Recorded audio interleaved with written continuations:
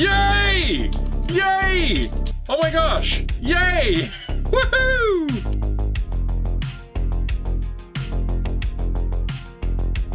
Hello everyone, welcome back. Computer restarted. Winamp now responds, which is good. We should be okay. I'm gonna plug in the other monitor, the tablet thing, and then we'll get going. Man, I thought I was gonna get on early today. It feels like I can't win today, but that's okay. I need a new computer. I'm gonna buy a new one sometime. I've been saying this for the last 3 years and I still haven't bought one. They're too expensive. I can never justify the cost of them. But this one might be on its last legs soon, so it might be time. I brought this computer back from the edge a few times already. I don't know if I'm willing to do that again.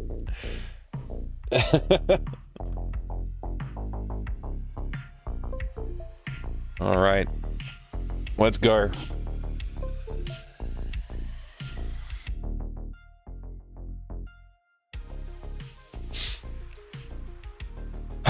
All right. Looks like things are back to normal-ish, which is a good thing. We like normal around here. Well, you know, we like weird too, let's be honest, but we like a little bit of normalcy when it comes to the computer operations. Let's get right in there with, I guess, I still haven't set up a scene for switching to the tablet view. Hi everyone. Let me do an intro. I haven't done an intro for a while. I've just been jumping into the document and stuff. Let me do an intro. Starting soon, probably once more. Yeah, we're here. We're here. We did it. Greetings, everybody. My name is Mike. I like video games. I like to make them. I like to play them. I like to collect them. And I am making a series of point-and-click adventure games, graphic adventures, you might say. Thematically, viewably, visually, that's the word I was looking for, visually inspired by the likes of Day of the Tentacle, Sam & Max Hit the Road, those kind of games. I'm going for that pixel art aesthetic with the nice backgrounds and like pixel art characters and environments and stuff like that. It's going pretty well. So far we released 2 games and I am working on the 3rd one in the series. I'm going to be working on a 4th one after I finish this one.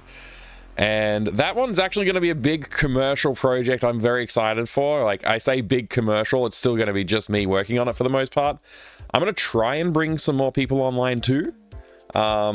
With musician, basically. Musician and voice acting is basically what I'm aiming to have online. Why is there a yellow margin around my screen? Is it because I'm sharing that part of my screen? Windows is weird, man. The stream is all online, right? I am actually streaming. I'm not like imagining this. Let me just double check, make sure the stream is actually, check the stream preview. Yeah, we're online. Good. So yeah, the 4th game is going to be more of a commercial project. I'm aiming to bring it to Kickstarter and I'm hoping to have it get fully funded and support me for development for like, you know, half a year, maybe a bit more. The problem is that I have higher costs than I would like, but it's just the way life is at the moment. I got a mortgage, got 3 kids, you know, I got bills to pay, all those things. So the cost of living is pretty high for me, unfortunately. So I have a feeling that the Kickstarter won't be successful, even if I put it out there and try my best. It might not actually reach the funding goal that I need to do the game. I don't know what to do about that. I'm thinking about it. I'm thinking about how to manage that. Obviously, I have some of my own funds that I can bring into it as well, which I've been saving over the years. Been saving all of the Twitch income pretty much. Well, not all of it. I've spent some on cameras and lights and other bits and pieces, but I've saved a lot of money out of the Twitch income over the last 3, nearly 4 years, and I'm looking forward to hopefully being able to go into a more of a, I'm currently part-time. This is my 2 days a week job is streaming and game dev. So I need to do something to increase the income from all of that. Part of that will be the Kickstarter. Hopefully that works. Hopefully that brings in a broader audience as well, and maybe will boost the monthly income on those other platforms. This has stopped being an intro and started being a life story. Sorry about that. Castle Rivercheck, hi, good to see you. Refraction, great to see you too. DC Bueller, welcome in. Adrian Bauer, I'm very happy to see you too. Thank you for being here. And I can see Duck Admirers here. Leather Soup, Basehole, hello. I know there's some more people. Cephalon Gideon, SGBU, hello. I don't know if I've missed any names. Let me know if I've missed you, please, in the chat. Wrong channel, Kasrovich, yeah. G'day, just a short visit before I head to bed. Hey, I hope you have a good sleep today, Refraction. It's important to get some good sleep, so I hope you have a good one and get some good rest. Is there anything else I need to talk about before I get started? Everybody, I don't know if there's anything else to talk about right now.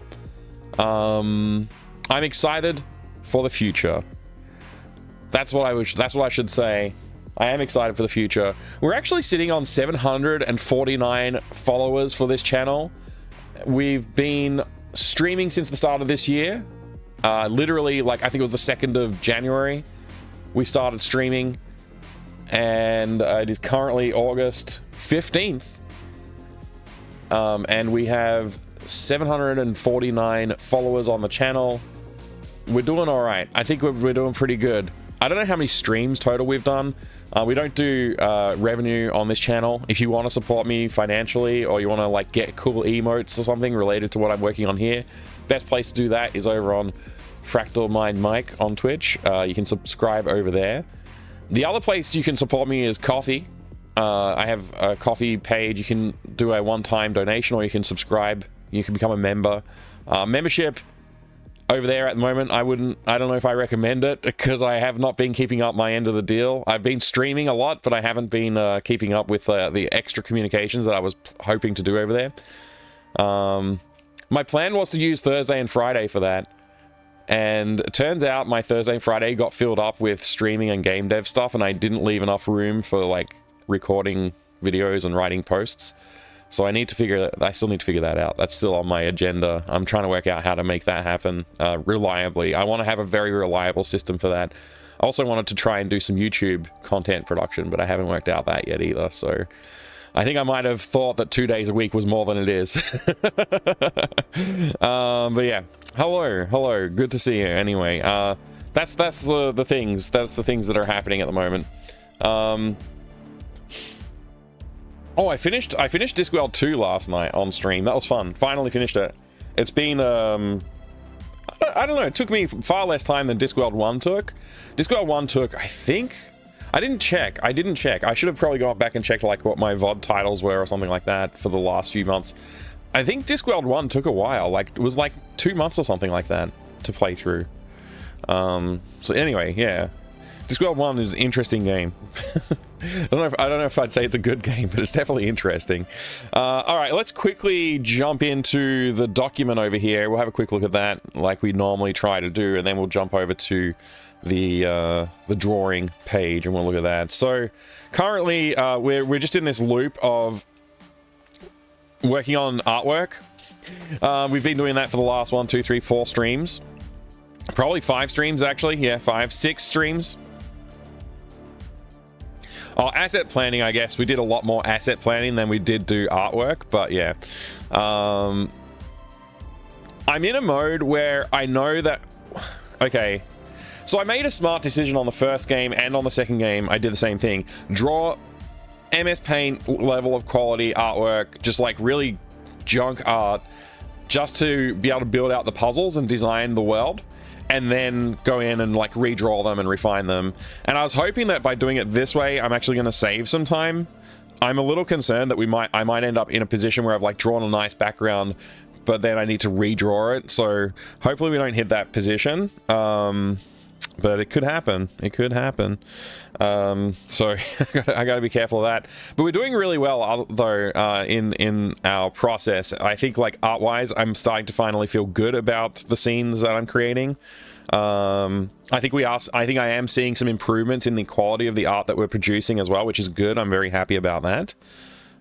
Thank you for whatever you know, thank you for being here and all the support. It means a lot to me, because I am, like, as I've said many times before on this channel, I am very, like, self-critical.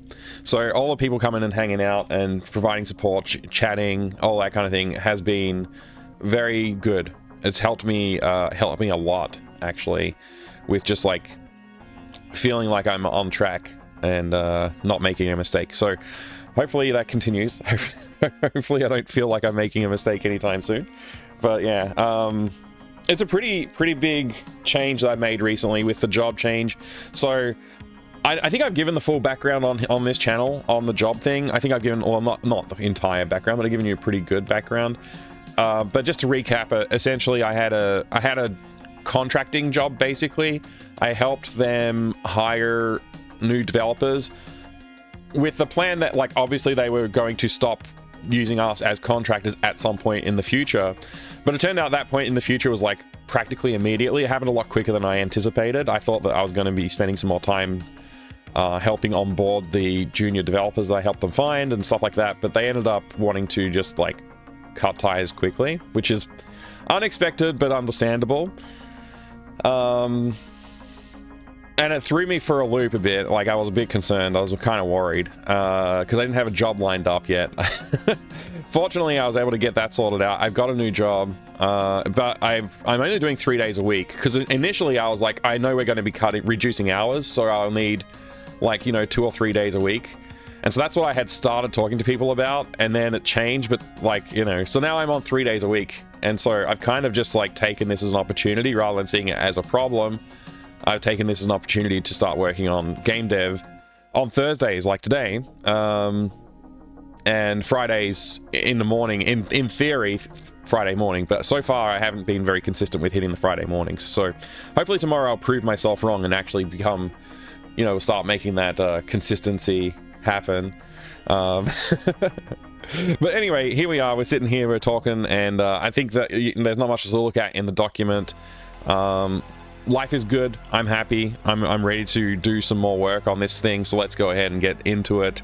I actually do want to do one thing though. I want to set up a little. So this is where my scene is set up. Actually, I don't think I've ever walked through this on the stream. I might have once. I normally am pretty open about what I do on this channel. So I have, like, main big is, like, when I press that button, it does this. When I hit the one next to it, it does this. When I hit these two, you can see there's, like, a slight difference. So if I hit this one, that's this one, it just does, like, a full screen, but it's, like, compressed into, like, you know, it's full screen capture, but it's not filling the full stream area. And then this one is full screen capture, but it fills the full screen area. That's this one.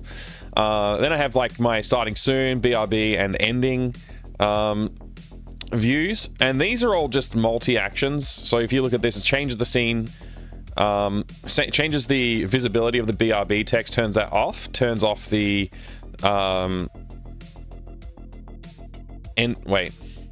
ending text. Yeah, it turns off the ending text and the BRB text, and then it turns on the starting soon text, and then it flips over to that scene. And that's how all of those work. All of these work. So it's basically turning off the other two texts and then turning on the one that is relevant. So it's actually not 3 scenes, it's just one scene with, like, the text gets changed. That's the same way as these ones work. These ones do the same sort of thing. So they change visibility of the different captures. And yeah, that's how they work. Onwards and upwards, that's right, Refraction, that's right. So I want one that does something else, which I don't have yet, which is going to be essentially the same. Like, if I just copy this and paste it, and then I edit it,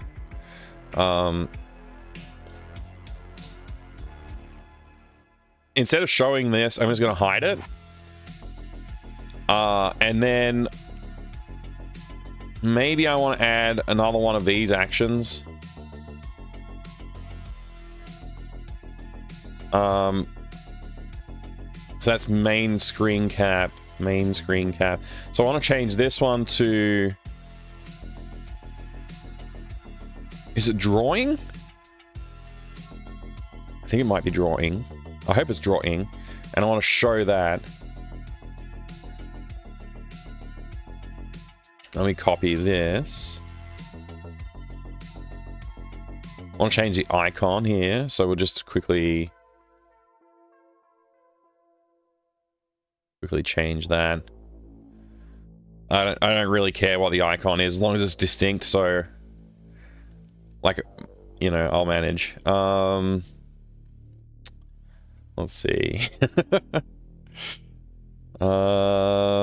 Maybe I don't know. I'll do this graphics card one. That's fine. That's drawing, right? Technically. There you go. There's probably a pencil. Hey, Noru. Good to see you. Welcome, welcome. All right, so that's that. And then I want to go back and edit these ones and just put in, if I just do a little paste here.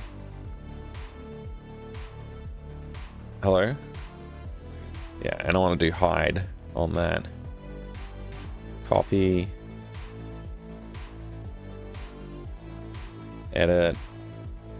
Paste. Edit. Paste. This is just like something I've been meaning to do for a while, and I guess, like, you know, I wasn't doing it. Let's see if it works. Okay, there you go. Yeah, so you can see the drawing scene now, which is just the screen capture from the tablet. And then when I switch to another scene, turns that off, switch back, turns it on. That's all I need. That's all I need. That's good. All right, we're ready to go. All that long-windedness for just editing my Stream Deck configuration to make my life a little bit easier. Did I get my dank zine yet? No, I didn't. Actually, thank you for reminding me. The dankness has not been achieved. NK dank zine.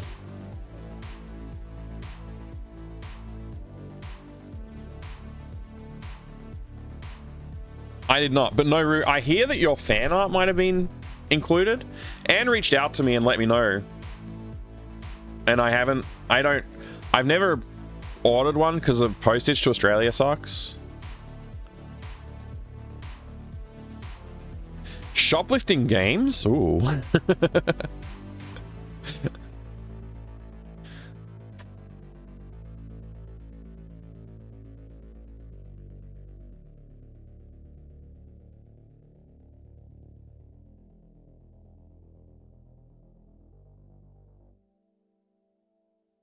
Is that a picture of Rig? Yeah, I think so. It's number 70. I don't think it's available on there yet. I think there's full page article for your game next to the art. Oh, that's awesome. Get a copy today. Let me see. Last time I looked at this, I was like, oh man, I don't know if I can justify it. Why do when I click that, it does nothing? Maybe I have to go to the dank shop. 69. I don't see 70.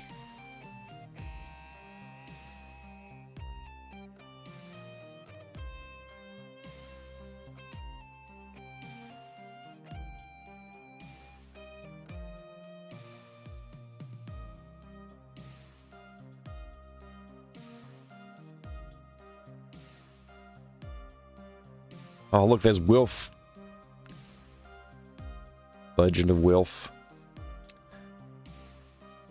I actually didn't even recognize it was the cover art. I just realized it's the cover art. Yeah. Hazemaker 64.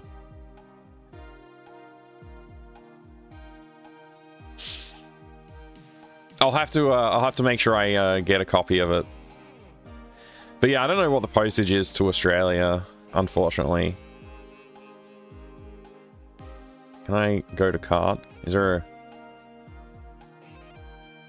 How about I dox myself? Maybe I'll just move it over here just in case there's some autofill on Chrome or something like that. Country, Australia.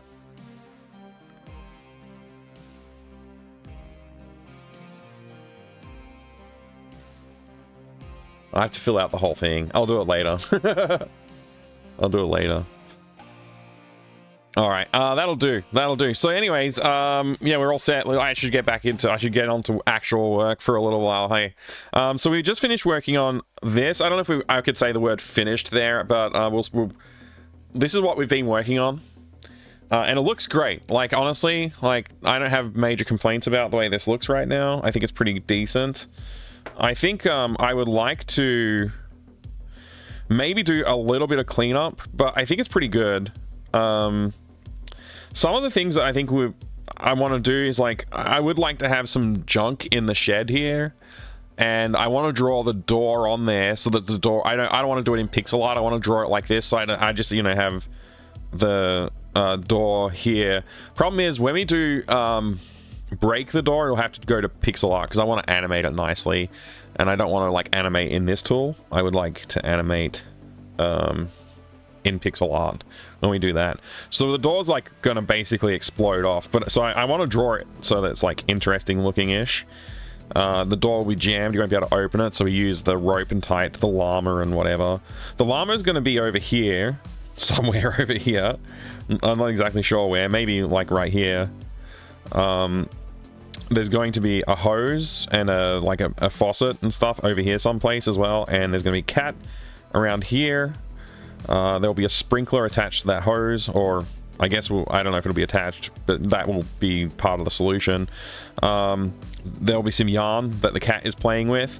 When you wet the cat, you have to dry the yarn in the microwave inside the house. The cat will be on the fence. You have to use the yarn on the cat to attract it, and then you throw the yarn into the tree, and in the tree there's a Game Boy or something like that that's trapped up there. Yo, thank you very much for the follow. I appreciate it. I have anonymous follows on this channel, so feel free to lurk or jump in the chat and say hello.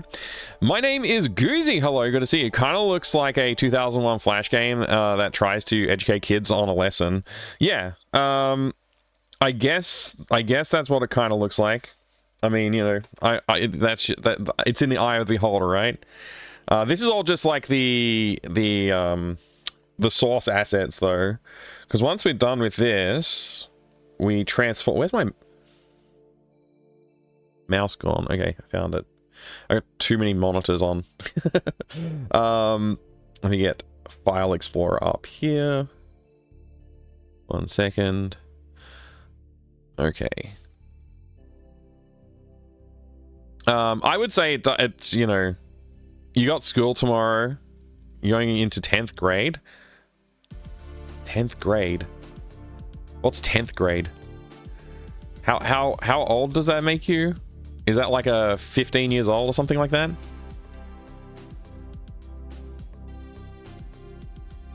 Around about there?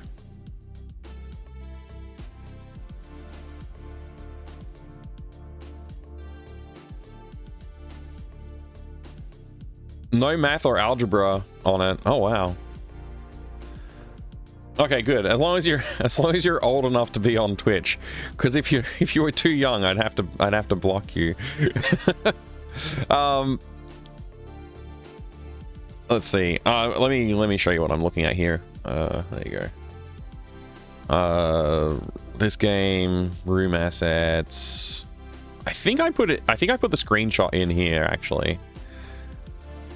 No, I didn't. This is the wrong scene. Where did I put the screenshot? Did I put it in here? Nope. Oh, actually, maybe this is it. Maybe this is it. Let me just open this with... Where's open with? Down here. GIMP. So you got no math or algebra on it? You should have math. Maybe you missed it. You're gonna want to have that math. Yeah, so this is what the art looks like when it's finally like pixelated and stuff like that. And I'm gonna probably do a little bit more cleanup on it, but this is roughly what I want it to look like. A little bit more tidying up necessary.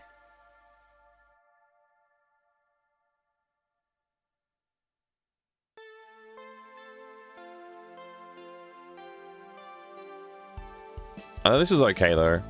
This part here I'm not so happy with, but again, like I'm gonna draw some junk in the, like, you know, I don't know, like a lawnmower and some other kind of typical stuff you might see in a shed.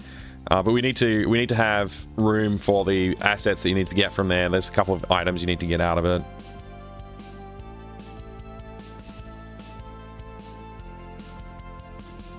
Bro, Sizzle, thank you. Wait, I said that wrong. Borizzle. Yeah, there you go. Borizzle. I got it. Oh man, it took me a while. Thank you. Thank you very much. You like the window reflection? Yeah, I was really not sure if I was going to do it, and then I did it, and I was like, actually, it looks pretty okay. The reflection came out all right. Yeah, I'm happy about it.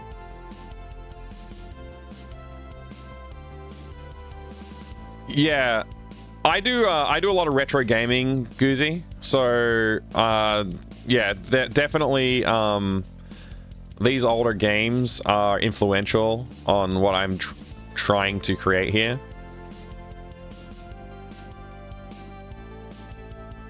So like, here's some examples, I guess, of some of the scenes.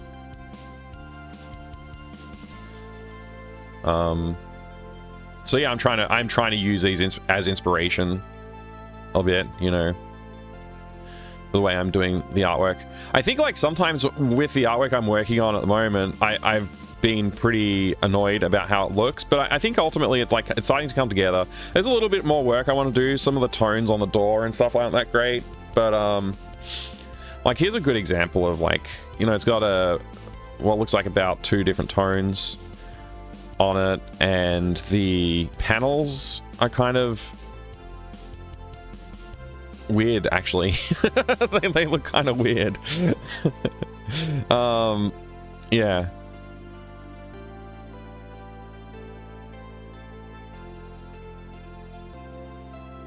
Odd perspectives, yeah. This game's all about, like, that's what this visual style is all about. This is what I'm trying to replicate, and I've said this before, but like you would have never heard me say it because you're new here. I don't. This is not my normal art style, so trying to learn this and like develop it and like make it look interesting and stuff like that, like try and follow these ideas. Like, look at this shelf. Like, I would never draw something like this normally. So I've got to like look at these references and then like look back at my art and go, oh wait, I'm nowhere near the same levels of, like, you know, surrealist or whatever. But I'm just trying to work my way toward. Look at that house. Look at, like, you know, everything I've done is like too grounded. Like, I've started from a point of like grounded in reality, and I'm moving towards this. I can't seem to nail it like very well. Look at this. This is a great example actually of, like, it's got the weatherboard panels here, it's got the brickwork here and stuff like that. The grass even, like, you know, it all looks very interesting. Look, they use this spotlight idea a lot in their stuff. It doesn't visually make much sense, this spotlight idea, right? Like, why would this part be in shadow? Why is there a kind of a spotlight effect going on? It doesn't make sense when you think about it. But, like, in the image, it looks great. And in fact, this tree here, the way this tree is rendered, this is more of a Sam & Max style tree. This is not actually the kind of tree you would expect to see in Day of the Tentacle, I don't think. Just pointing that out. These trees here are more typical of Day of the Tentacle. Like, very emblematic and not very much, like, trying to look like an actual tree with texture and stuff, whereas that tree has a lot of texture in it. Yeah.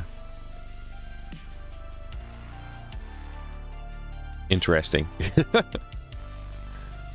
It's good to go back and reframe my mind looking at this stuff, because it does give me a bit of permission to, like, mess around a little bit more than I am, which is a good thing. Like, yeah, looking back at what I've done, like, I'm not messing around nearly as much as they are. Hello Neighbor, yeah, I think Hello Neighbor has some similar influences on its visual style.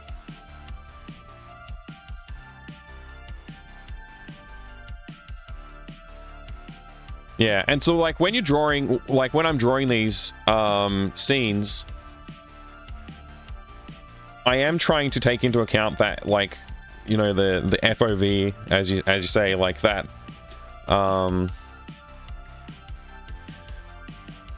it's not as obvious in this scene because I wasn't really, I guess I wasn't really messing with it as much as I probably should have. But yeah, like this fence probably should have a little bit more curvature to it. I could probably fix that in post, but I think this is fine. I'm going to stick with this as my baseline art for this scene. I'm not going to do too much else to it. I might add another branch or two to this tree because there is supposed to be a game system like trapped in the tree. It might make more sense to have like a branch here to have the game system wedged into there. Like Game Boy or, you know, whatever. This area, I want to do the door on it, and that's basically the last thing I think I need to do. Maybe I could draw the faucet, the tap here, that branch. That's probably all I need to do. I think the background's not very interesting as well. Maybe I'll do something a little different with that background eventually, but for now I think it's fine.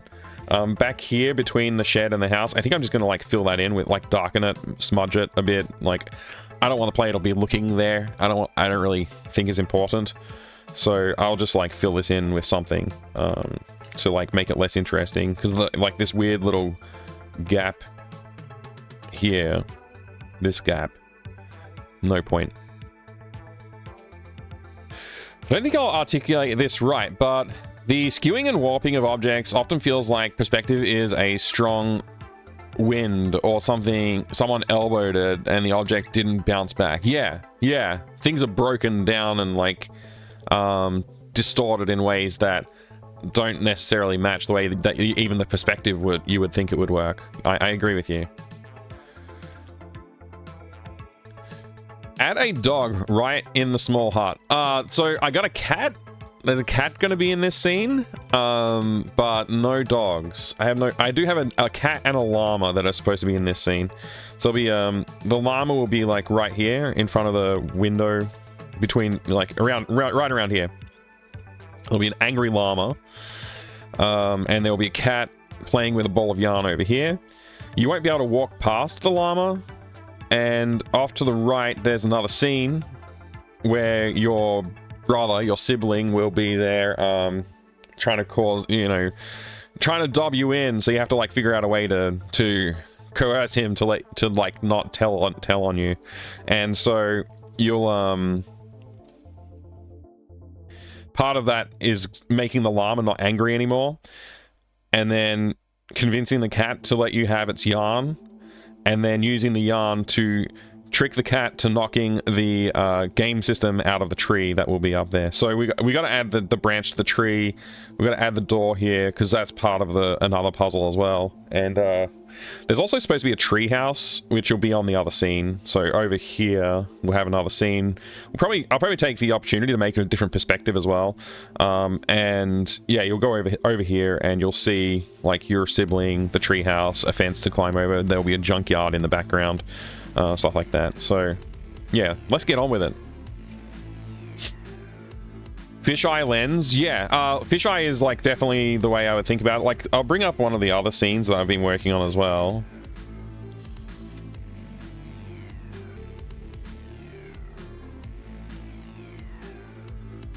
Where I think that's a lot clearer.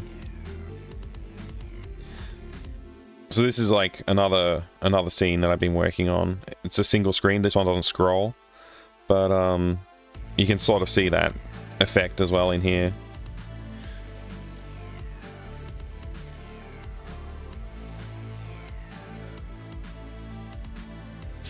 Anyway, I'm gonna get on with it.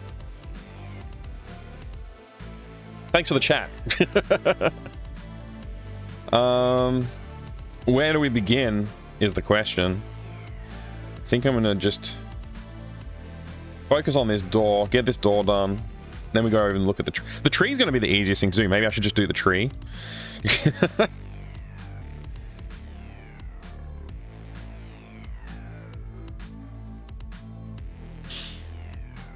Something like that, you know, maybe not quite that. Maybe a bit more like that.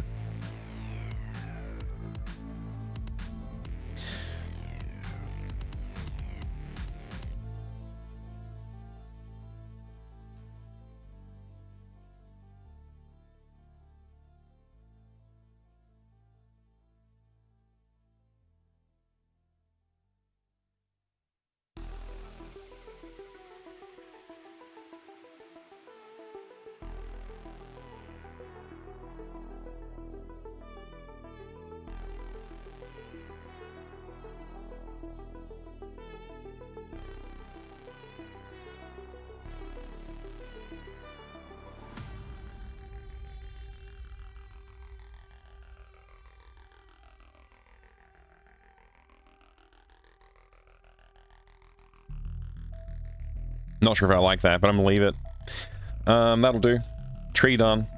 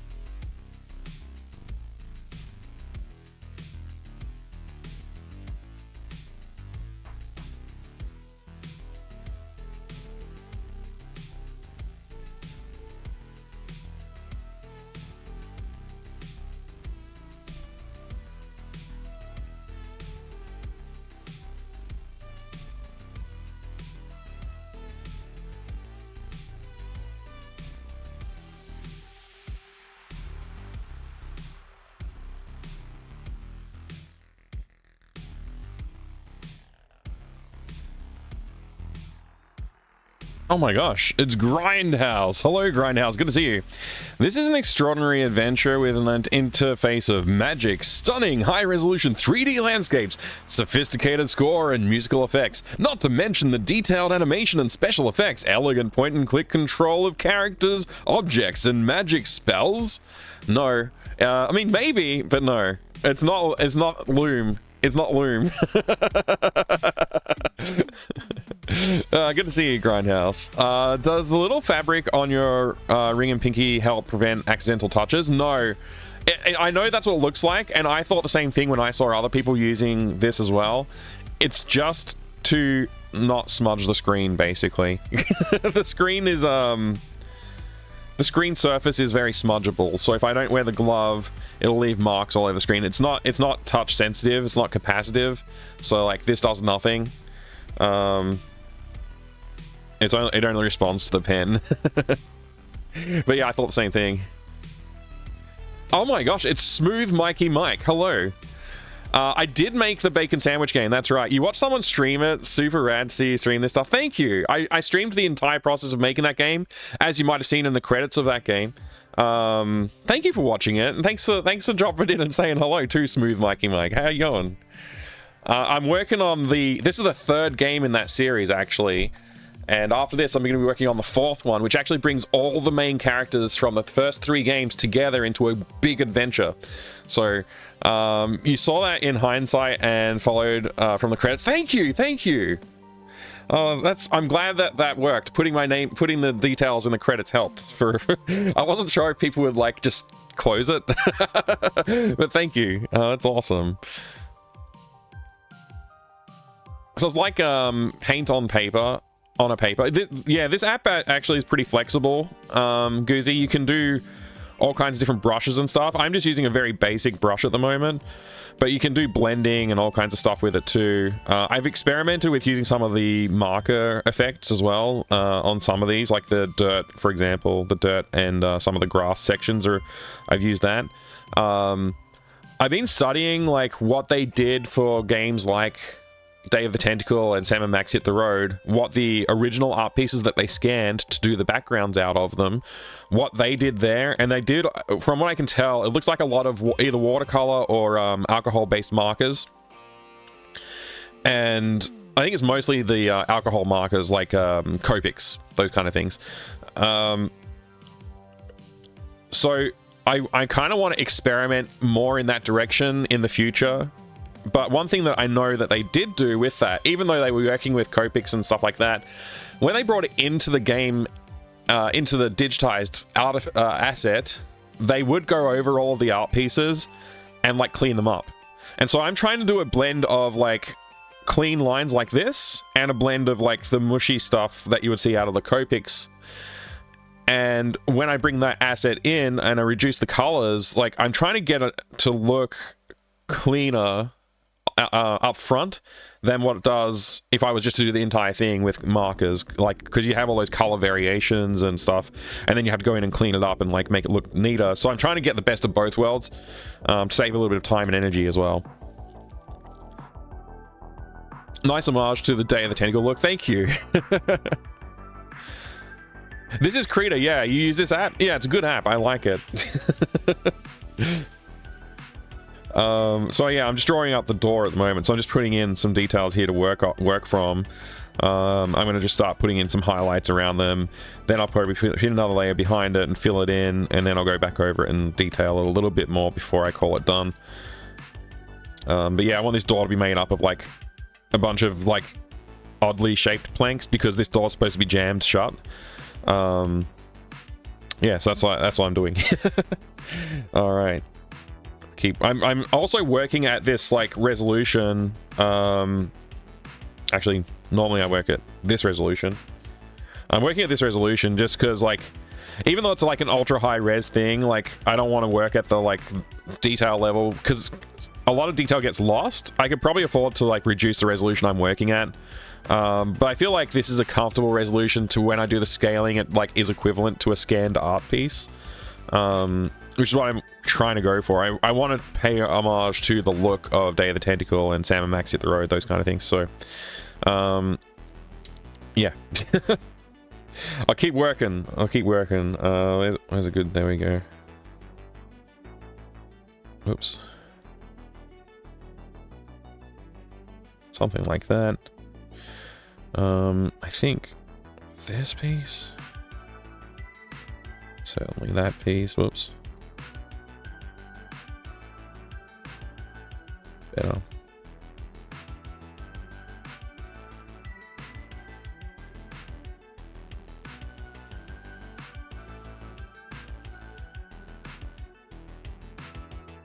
Something like that. Go and bring in some shadow. Hang on, I'll get it better.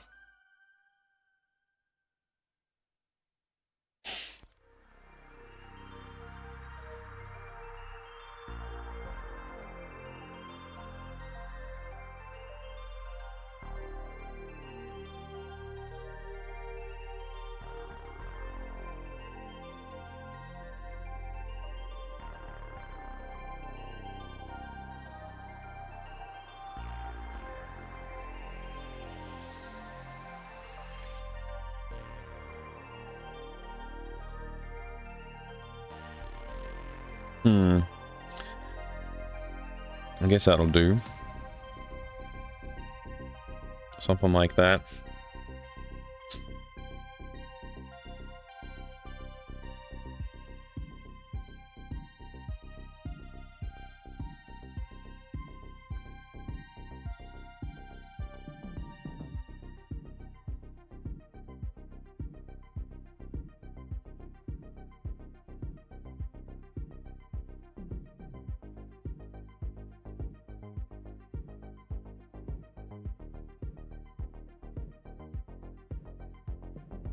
Ah, there's a gap.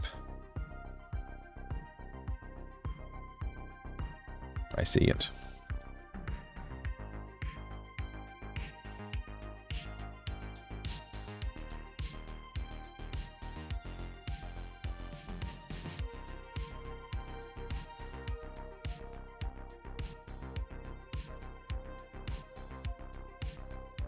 $16,000p.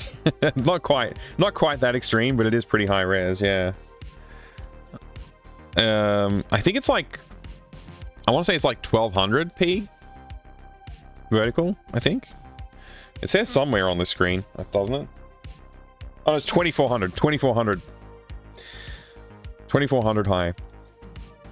Double what I thought it was. I could probably afford to drop it back to 1200 and that would be fine. I might do that in future just to save some time. I don't know. But this is definitely giving me the clean like lines that I want and stuff, so all right.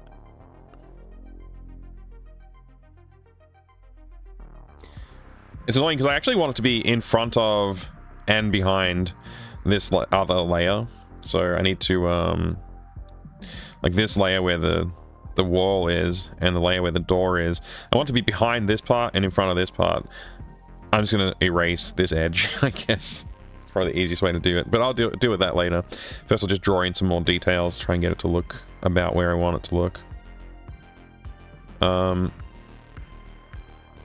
Yeah, just try and like get the definition in more places. It's only a little more than 320 by 200. Yeah, just a little more. Well, like, again, it's like the idea of going like at high resolution like this is because I wanted to give it that look of art that's been scanned. Like, it's all coming back from like, I kind of want to emulate what somebody would get if they had like a high resolution, like an actual image they painted or drew and then digitized it through a scanner in the 90s. So yeah, I'm going for like something that's like highly detailed. Well, potentially highly detailed. Like, I can add a lot of detail here, and when it scans, it's gonna... Like, this little bit right here, for example, down the... Not that you can see what I'm trying to circle, but... yeah, this little bit down here with the crack, that's, like, only a handful of pixels, really, on the final image. But I think it comes through in, like... It sort of shows there's, like, a little extra detail there that you wouldn't have not otherwise seen. I don't know if that's an important thing. It's like... I was just... More of an experiment, anyway. Anyway... I want to just keep working on this door a little bit more. I'm going to put some more highlight along the top edge there and stuff. I kind of think I want it to have some, like, cracks and stuff too. And be a bit misshapen. Why is there... Oh, I'm working on the wrong layer. Damn it. It happens.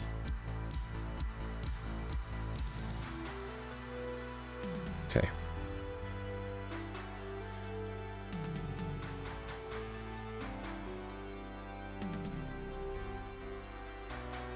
Oops.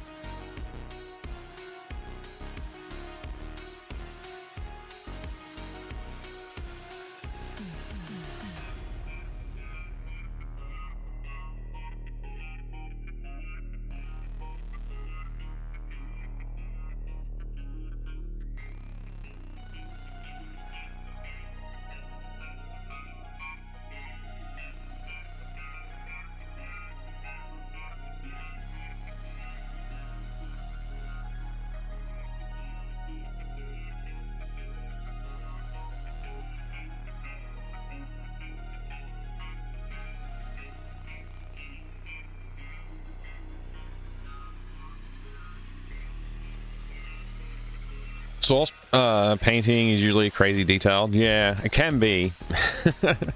Kind of wild how the richness comes through in a game like Full Throttle, even when it's reduced down to 640-480. Yeah, Full Throttle's a beautiful game.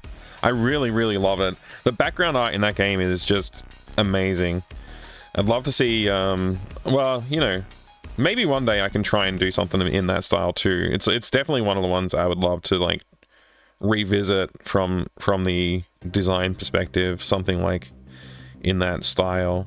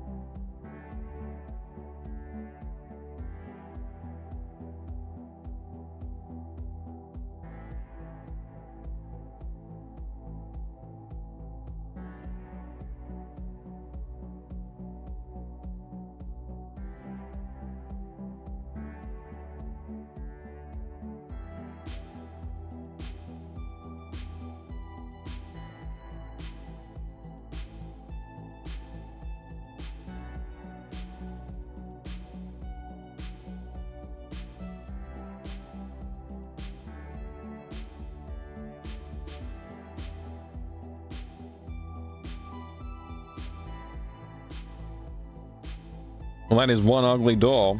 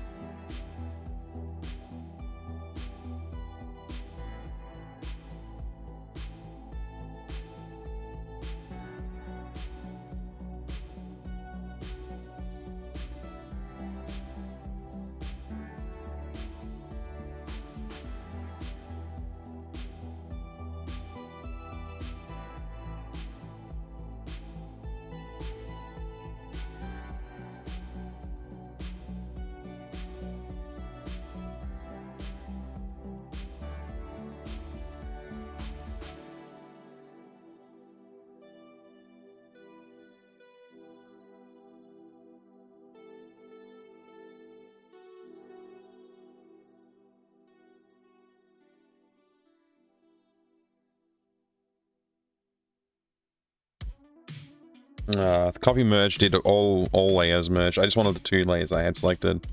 Let me see if I can try that again.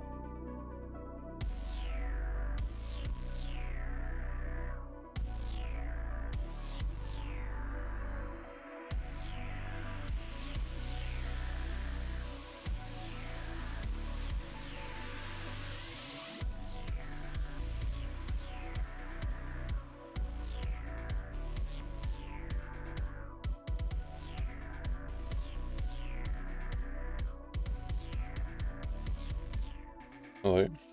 Where's my...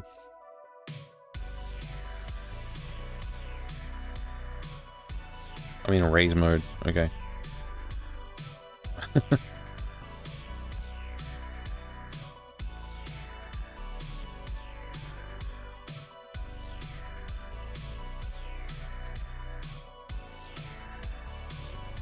I almost feel like...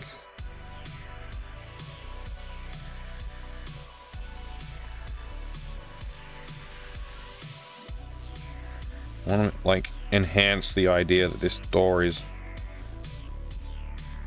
in the structure here. Something like that. That's a bit better. And we need a handle on that too.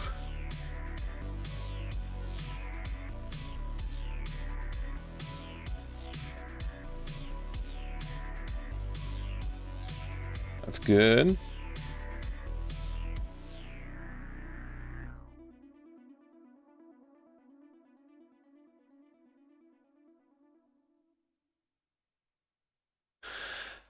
Door has good personality, yeah. Use chainsaw with barn door. Yeah, we're gonna use the llama on the barn door. It's a good puzzle. As a gamer, I know I need to do something to get in that barn. Good. That's what we need. Let me see. What was I about to do? Oh, right. Yeah, I wanted to add a little bit of this here.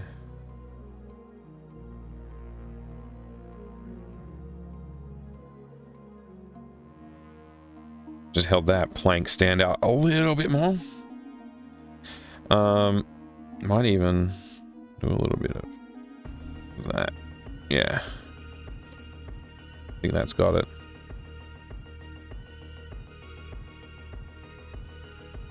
Good, good, good. All right, and now door handle.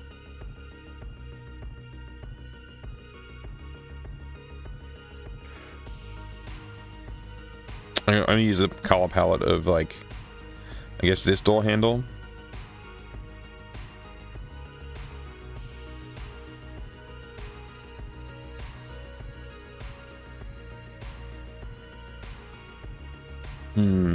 Yeah, I think I'll do that.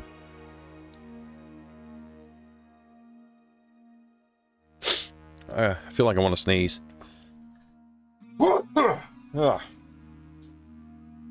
Excuse me.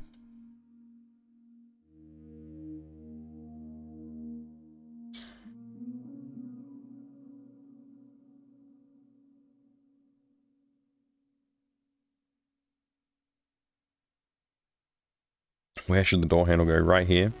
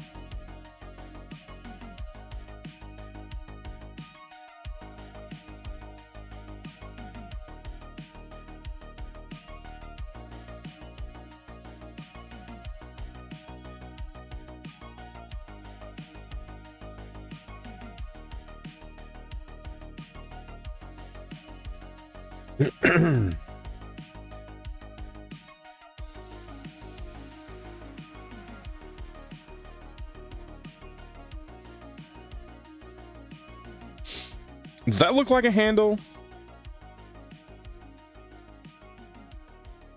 I'm not convinced.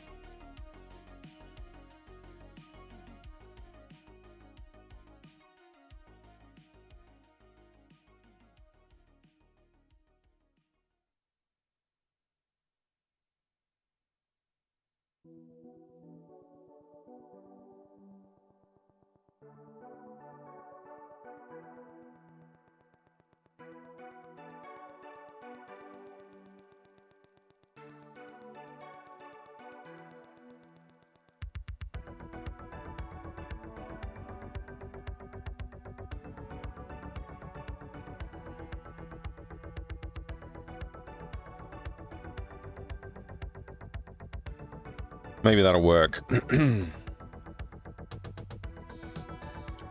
Very, very rough art. I don't want to spend time on the detailing, but I'll try and clean it up a little bit here.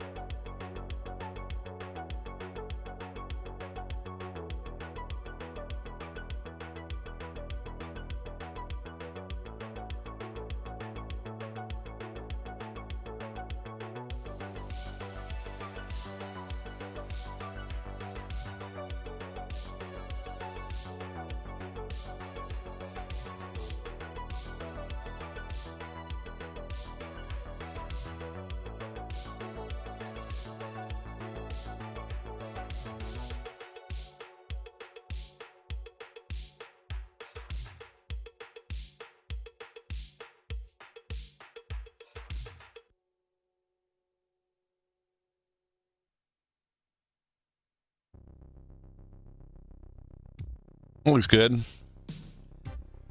Wrought iron door pull for a barn is plausible. Yeah, that's what I was going for. I think that looks alright. It's a fancy door handle for a shed, but it'll work. Good.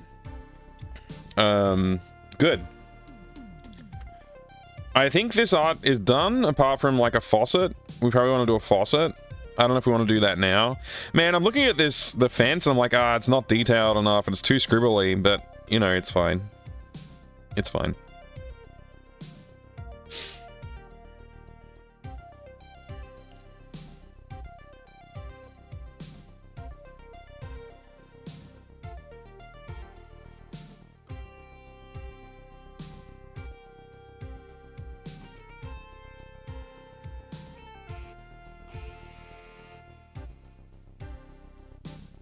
Good. Good. Control S.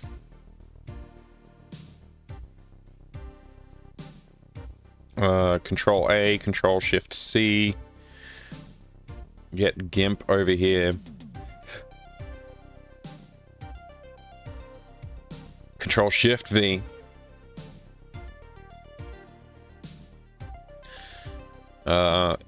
Image, scale image. 200 pixels tall, please.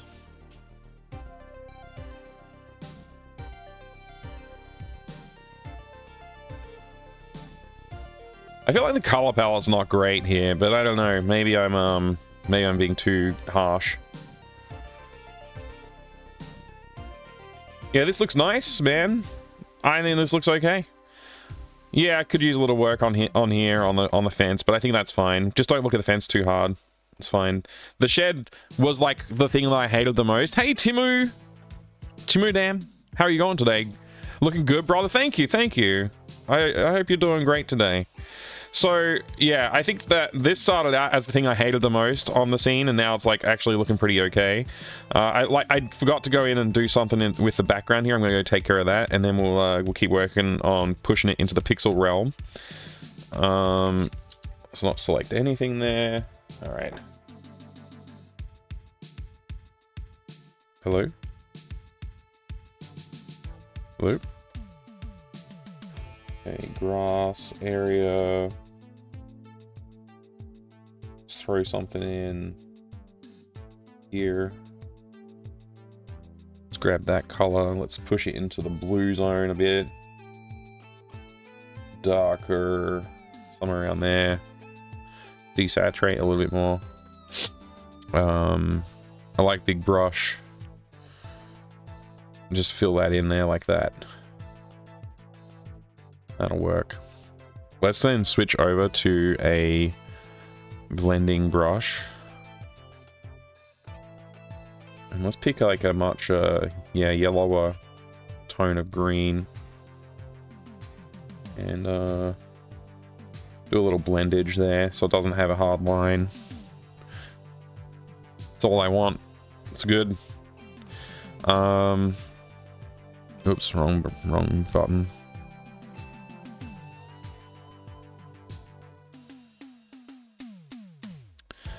Try and get back to that size 40-ish brush. Save. That'll do it. That'll do it. Okay. Now let's do the pixel art side of it. Bringing it into there and seeing how we go. The awning looks crap, by the way. The awning looks terrible. I kind of hate the awning. But I don't think the window looks great without it. I think we need something over the window. Maybe I could work on that. I don't know. Let's just ignore it. Ignore the problem. It'll go away, right?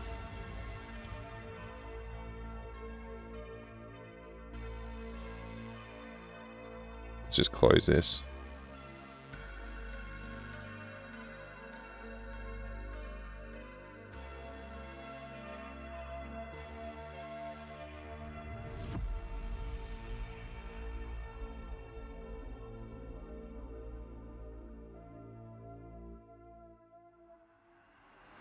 Very nice.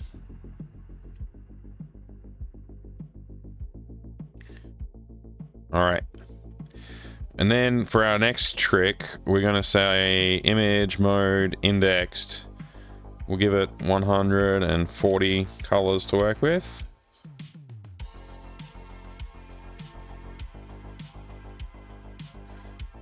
Not bad.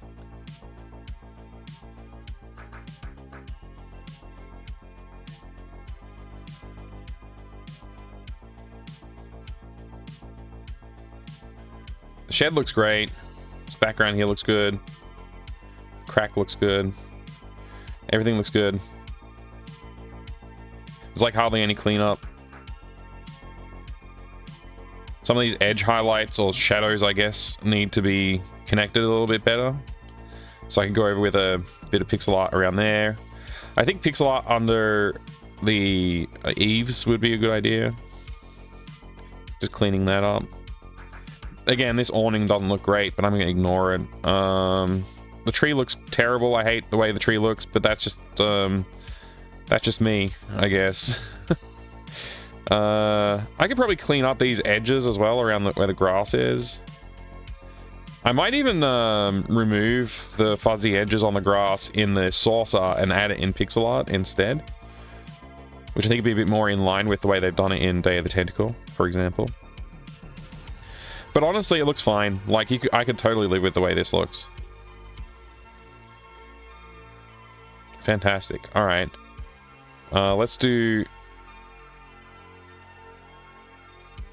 undo all of that. All the changes. Control Z. Let's go turn off the door. And...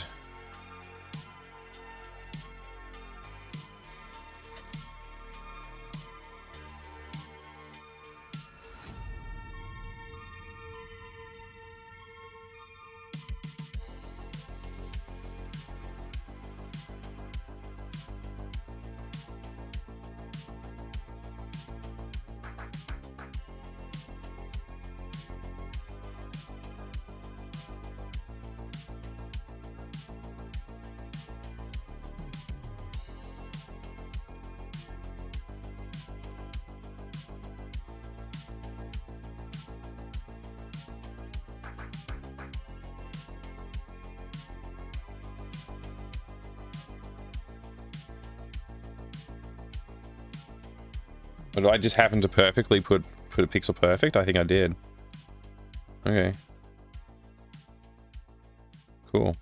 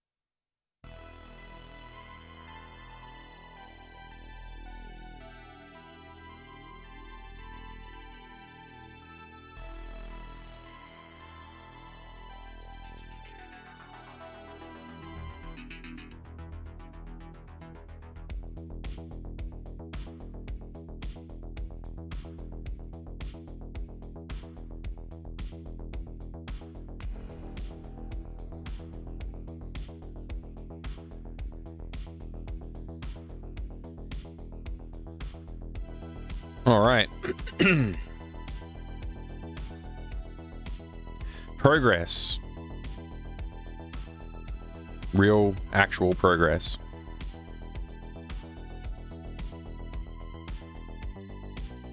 Next room, I guess? I guess? I don't know.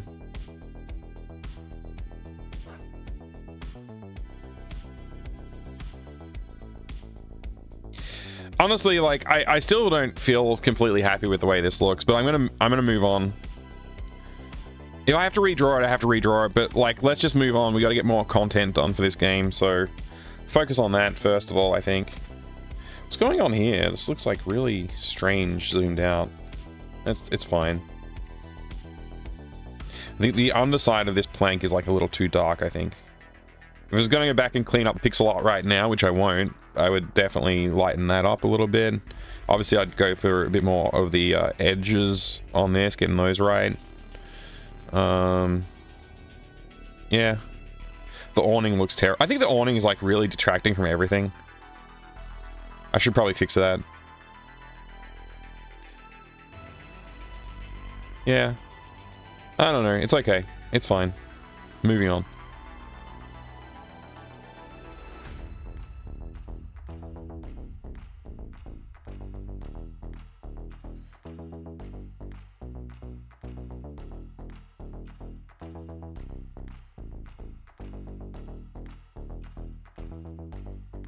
Man, it's so clean, this one. I should experiment with the floorboards on this, but I that's a waste of time. Let's do a new scene.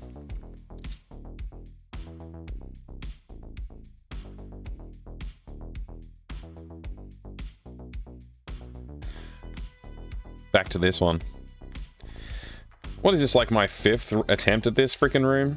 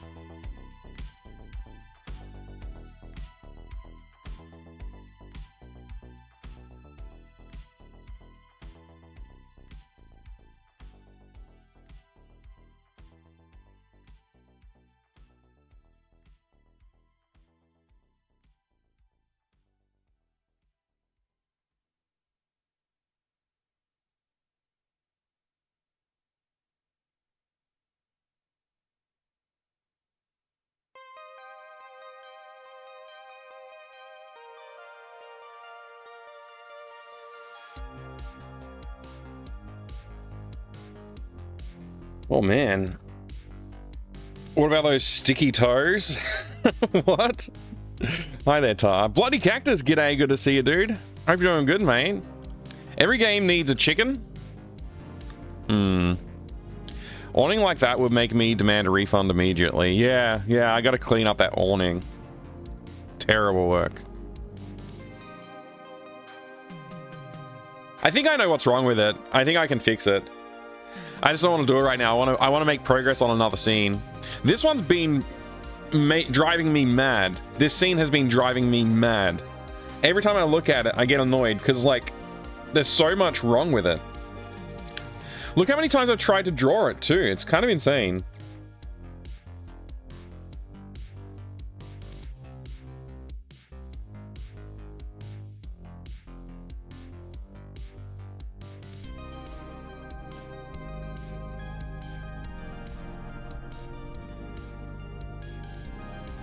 I don't want too many, like, straight on views. Like, straight on views are kind of boring.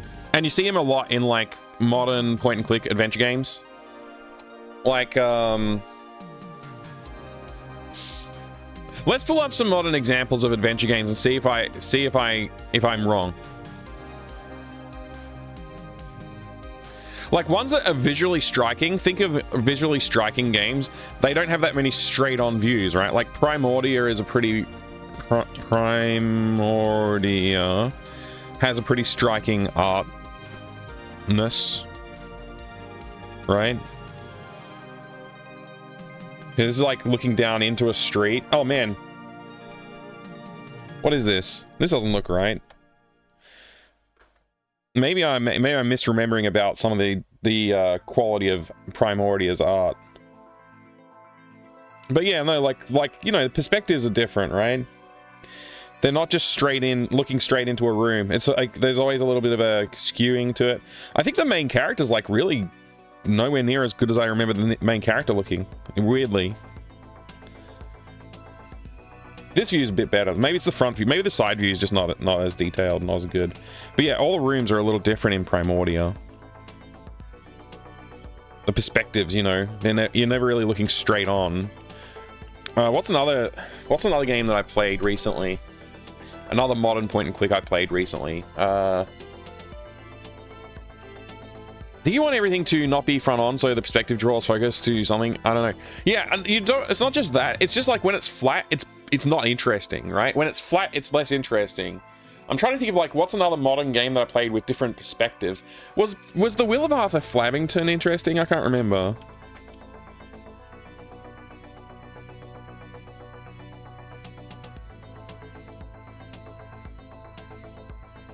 Will of Arthur Flamington does a lot of straight-on perspective shots. This one's an interesting one. Bit more of an interesting perspective. But it has a lot of this, which is like, I guess I would say this is like more Maniac Mansion style, like the original Maniac Mansion, which is like, you know, you're just looking into the side view of a house or a room or whatever, like, which is pretty typical. You see this a lot. You see, there's nothing wrong with this. You see it a lot.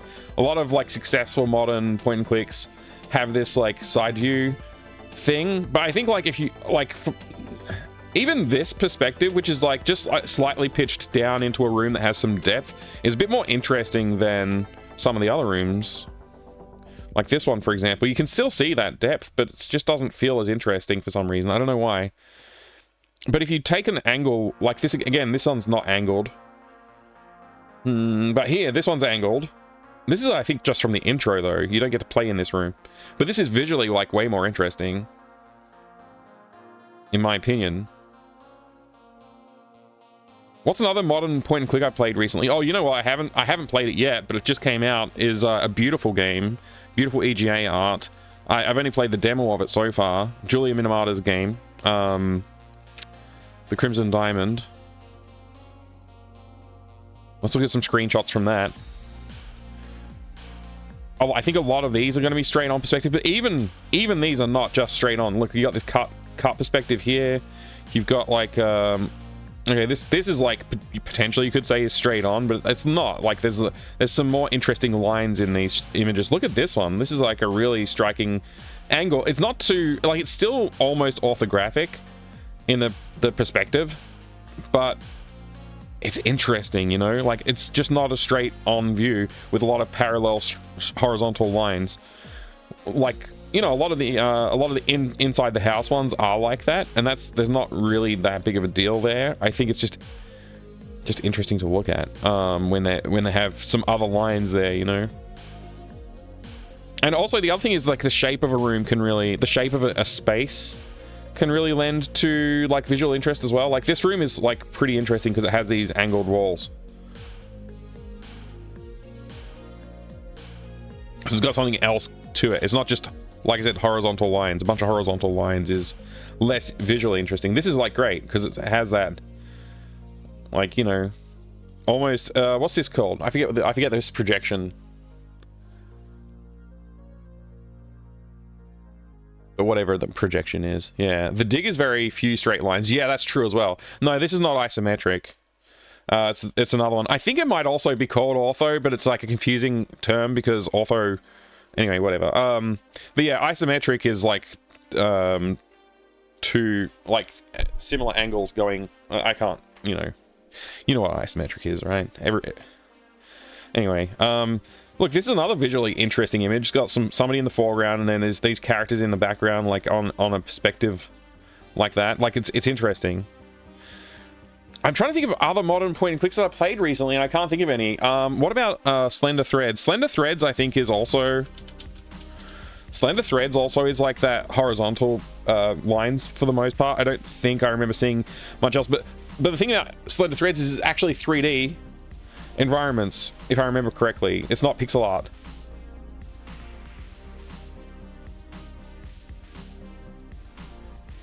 Actually, I don't know if it's 3D or not. But yeah, this is a lot of horizontal lines. I don't remember if this had any interesting perspectives. I guess this is an interesting perspective, but that's just taking advantage of the 3D-ness. It really is just a straight-on view there as well. Man, I can't wait till Slender Threads is out. Is that out yet? Is Slender Threads out? I've been waiting for this game to come out for a while. Coming soon still. Okay.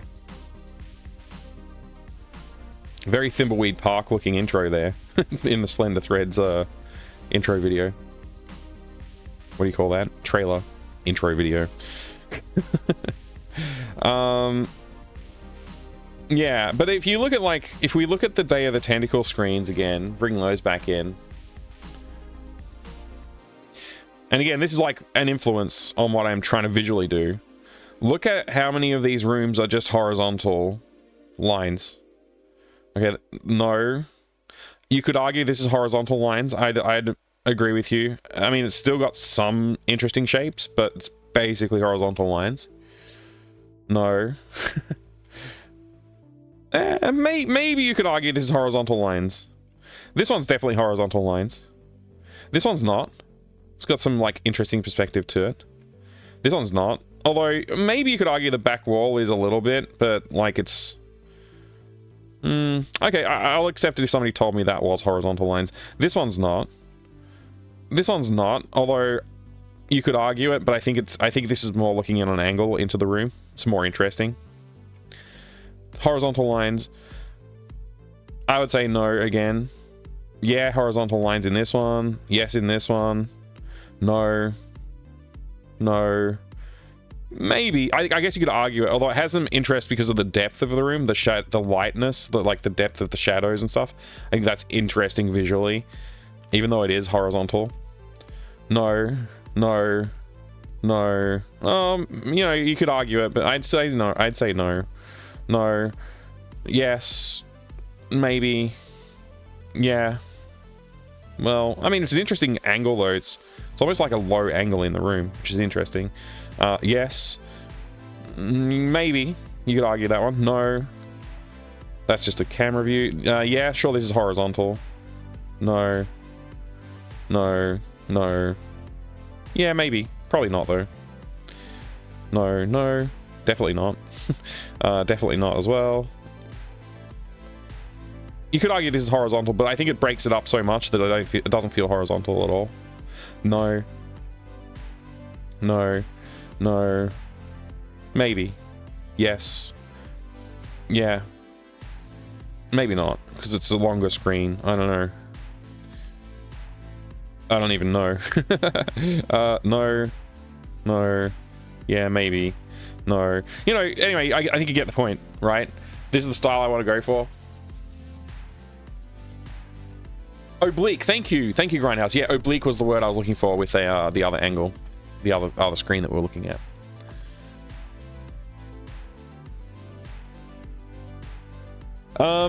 Yeah. Yeah, looking at this, like, so this is, I guess, because I don't want to draw a straight-on room very often. And because there's not that many rooms in this game, I want to have fewer horizontal rooms than Day of the Tentacle does. If that makes sense.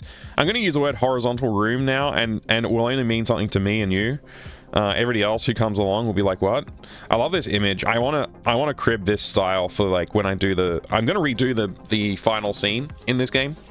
And I want to crib this style, like, a lot. I want to do the clouds that way. I want to do a lot this way. So, yeah, I'm going to reference this. The color palette is really cool. Anyway, thanks for going on that journey with me. It's lunchtime. I haven't really been drinking my water because I'm a bad person. So I'm gonna drink some water.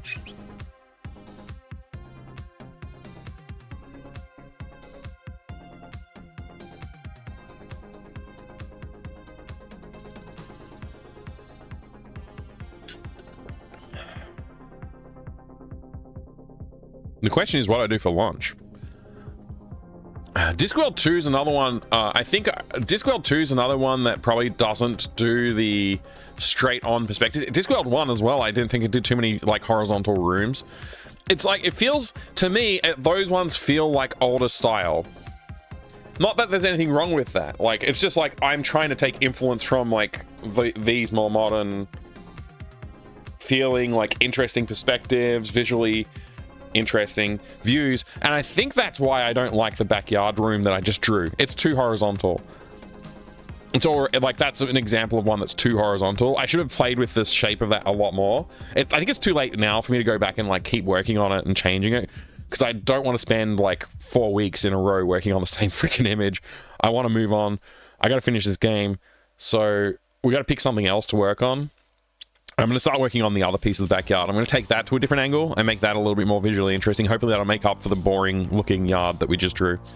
Or we could work on the view in the house, which is what brought me down this line of thinking to start with, honestly. Because looking at this, like, this is where I started at. It's too flat. It's too flat and boring. It does help visualize like everything that you need to see, but I think even if I was just like, hey, let's just change it so that like the lines on the floor are all going in more of that direction, more like the oblique sort of perspective style. Anything like, or maybe in the other direction, it doesn't matter, but something like that would probably have helped a lot. Let's have a look at this. So this is like a more interesting angle, more interesting perspective, but you can't really see the front door. But do you need to, the back door? Do you need to be able to see the back door? I don't know. Maybe not. Don't know what this line was about. I think I might have just given up at that point.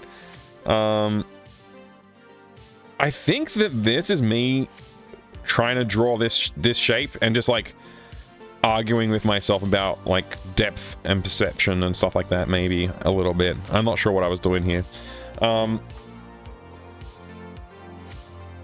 What's this one look like? So again, this is like not flat, but it's very similar to the other one that we did. Like, how many times did I draw the same freaking perspective? Like, what's wrong with me? I don't understand. It's like an entire freaking thing too. And here's me reminding myself, like, hey, what's the walkable, safe walkable area without like messing with the character's feel of like size and depth and stuff? I don't know. What's this one? Okay, that's another perspective. That's a different perspective. Which, I don't know, maybe that works better. I need to change it up a little bit, like shapes-wise. The shapes are all too like rectilinear and like correct. I need to borrow a page from the book of tentacles, but maybe this is where I want to go. This perspective to start from, and then we just mess with it a bit. I think the problem with this is it has too much depth. So the character's going to feel awkward if they don't shrink in size as they go into the background. But if we allow the character to shrink like once, one step of shrinkage is probably safe. I can ignore the idea that there's a doorway there. We need a microwave in it. Maybe this is the perspective I'll work from. We'll just try and draw something in. I'm going to try and be fast and loose with it and not think too hard about it, and hopefully then we can get somewhere. Red outline is on the way to Simpsons living room perspective, was it? Hang on, let me see.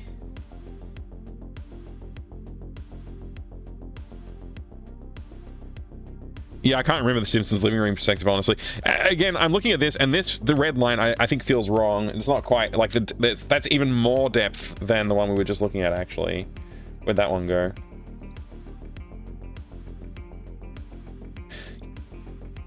Maybe it's about the same amount of depth, actually.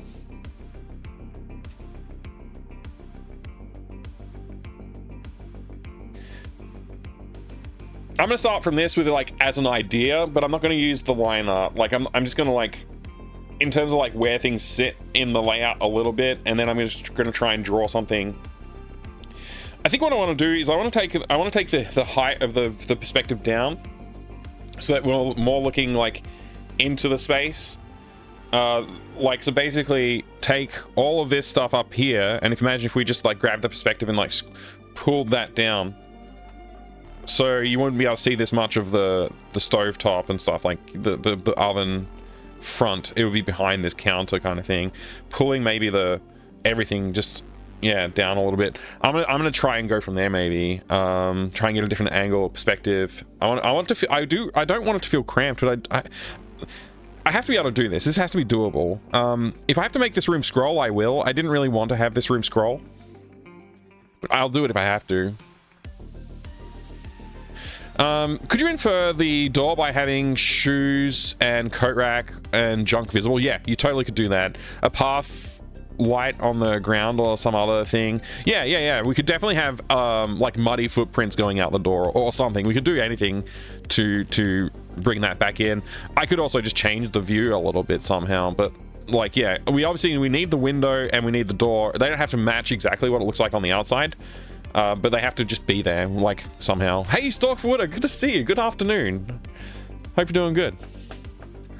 But yeah, okay. I gotta do something about lunch, and then I can jump in. But why don't I just jump in anyway? Why don't I just create a new layer and just start drawing? So I'm just gonna say the walls in here are more in this tone, and I just want to say, like, okay, I'm just going to draw some, actually, you know what? Before I do that, I'm going to create a line of this color to be, this is just my guide to this perspective. I want something like this.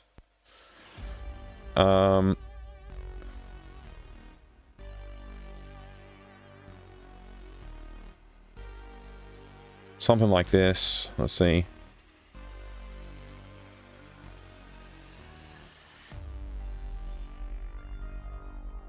It's probably too much, I think. Hang on.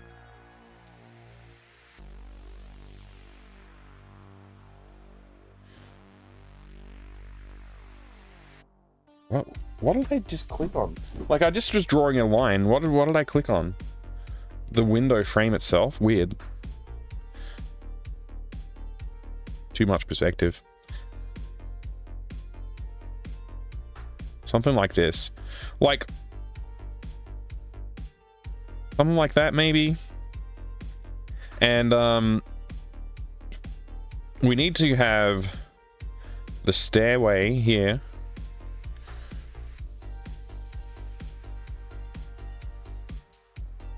Stairway going up. We need the chores board in the foreground here, but not too much in the foreground. We want to keep the player away from this section as much as possible. So even the stairs, we could just move the stairs back into here, this area. You know, something like that. I don't want the player getting into this lower third. Not that it's a third, but you know what I mean. I don't want him getting in there. I'm going to just adjust these lines a little bit more. Something like that. I think I want to bring this line up a little bit. I think I was too extreme on that. Maybe even something like that. Okay.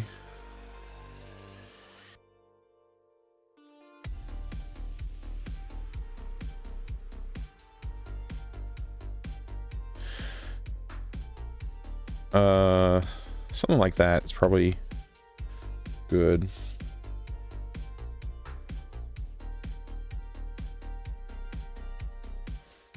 This is very annoying to try and come to an agreement with myself on this.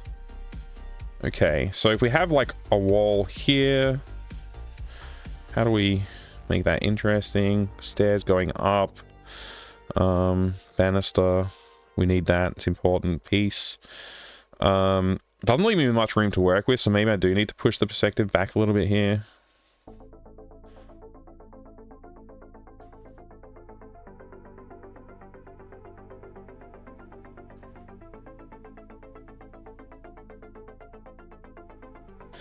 Then this wall can be here. Maybe we can really bend it in.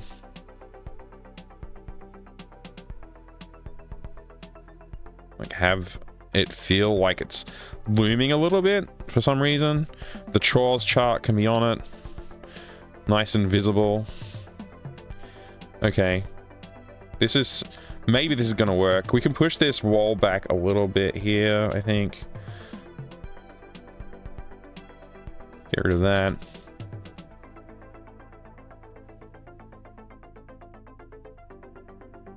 Start to feel like we get a bit of space to work with.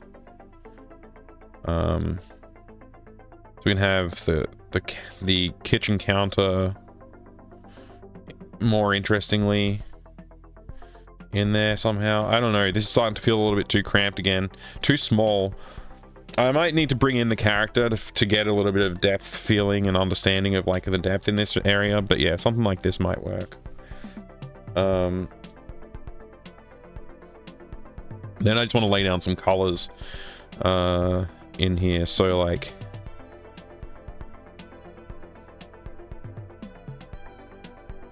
you know, something like that.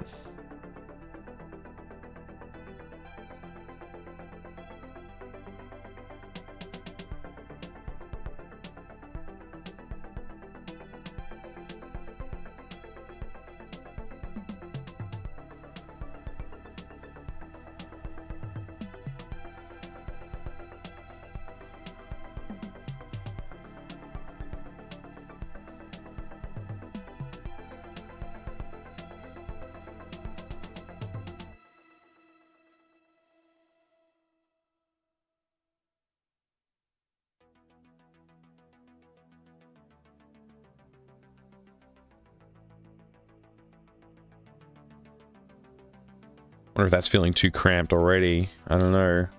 It's really not allowing you to see too much into the room. Maybe I need to... Maybe this does need to be a scrollable room and that will solve all my problems. Maybe that's what I need to do. Scrollable room. Then we can fix it. Scrollable room. I didn't want to do another scrollable room for this area. I thought we could do it in one screen. Maybe we still can. Maybe if I really play with the idea of perspective here and stuff, we can get it to work. But scrolling will solve the problem. I thought we could do it without scrolling. And maybe we still can. Like this wall on the wall on the side here.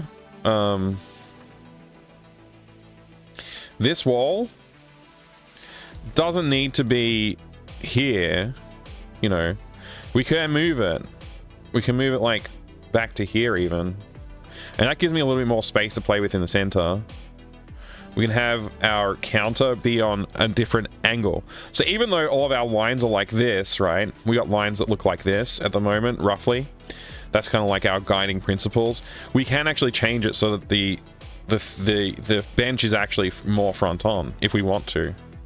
It doesn't have to respect the rules of that perspective. And we can then still have some stuff in the background following this line.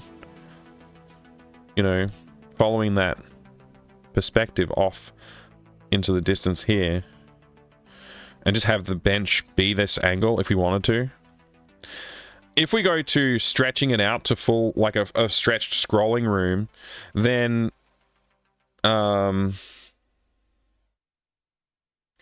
like, you know, it becomes like this, and we have like this wall here and that wall there, and then in the middle we can play with our perspective a little bit more. You know, the bench can be on an interesting angle here a little bit, and still have like some room to play with. We can have the couch here, you know.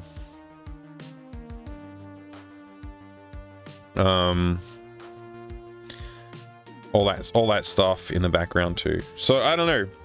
Maybe just stretching it out is like what we need to do. I can think about this. I don't have to make a decision right now.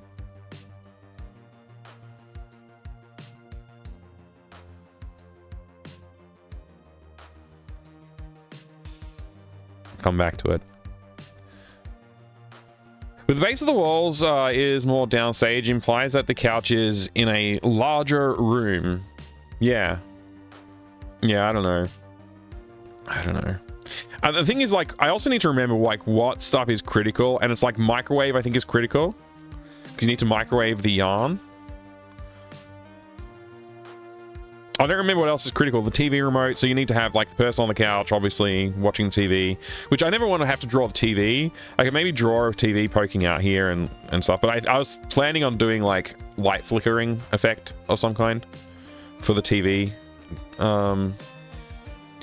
There's also, like, a lights out version of this room, which I'd have to draw. Like, there's a fair bit I have to do here. So making it smaller is actually, like, more efficient too, if I can manage to pull it off in this view. So, like, we could definitely make, like, this wall take less space, so we could make it, like, we could push it across, we push this wall across a little bit, give myself some more room to play with in the middle here.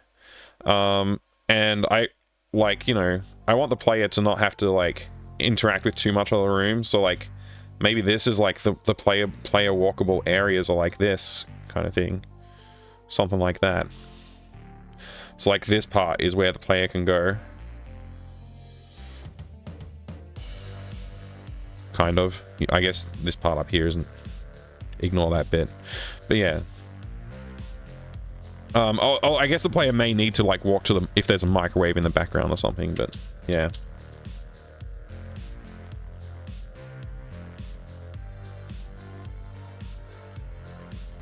With the base... Oh, right. Yeah, I did read that. Okay, yeah, I'm gonna go get some lunch. I don't know how long it's gonna take me to get lunch. I gotta make something. I don't know what we got in the house, so... Might be a sandwich, or I might, like, find something else to make. But I'll be a little while. I'll be, like, 30 minutes, maybe. Maybe less. Probably somewhere around 15 to 30 minutes. I'm guessing. I'll put that in the BRB screen, and I'll talk to you soon. Good to see you all.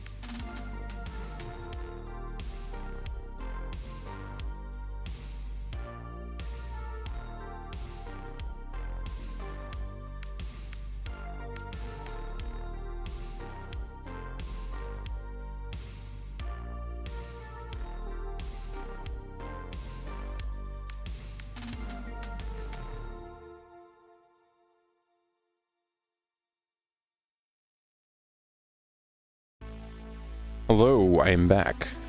Let's do this. Hello.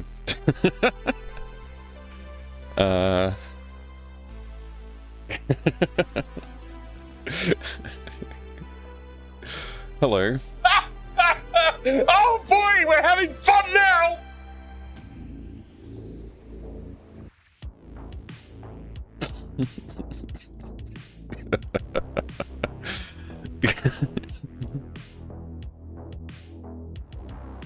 All right.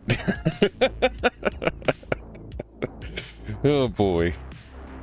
Cat is definitely a helper. Yeah, very, very much a helper, that cat. Doesn't get in the way ever. No, it never causes any problems.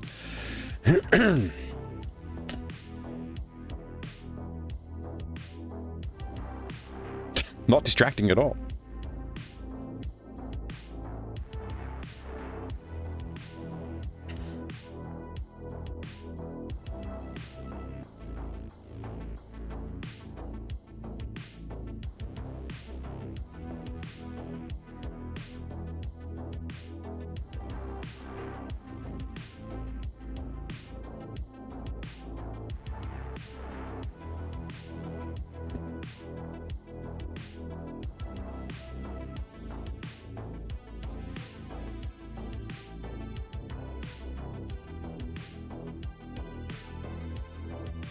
I'm not going to help you. You can just, you know, just don't break anything, okay, cat?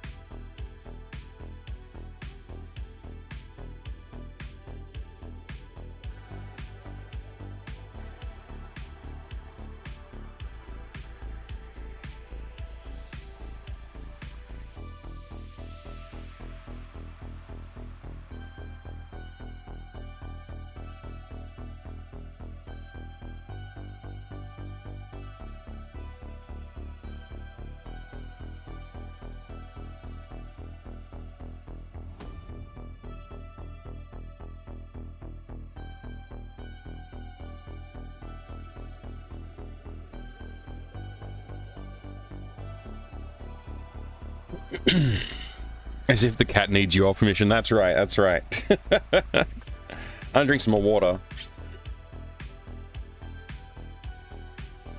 Greetings, pork chops. Greetings, nab that cat and run. And greetings, surprise bees. I hope you're all doing great today. Sorry I wasn't here while I was on my lunch break. But, you know, gotta eat. For those wondering, I had a chicken sandwich. Made a nice chicken sandwich. Had some lettuce and some chicken in the fridge. And some mayonnaise even. So that was pretty good. Pretty good.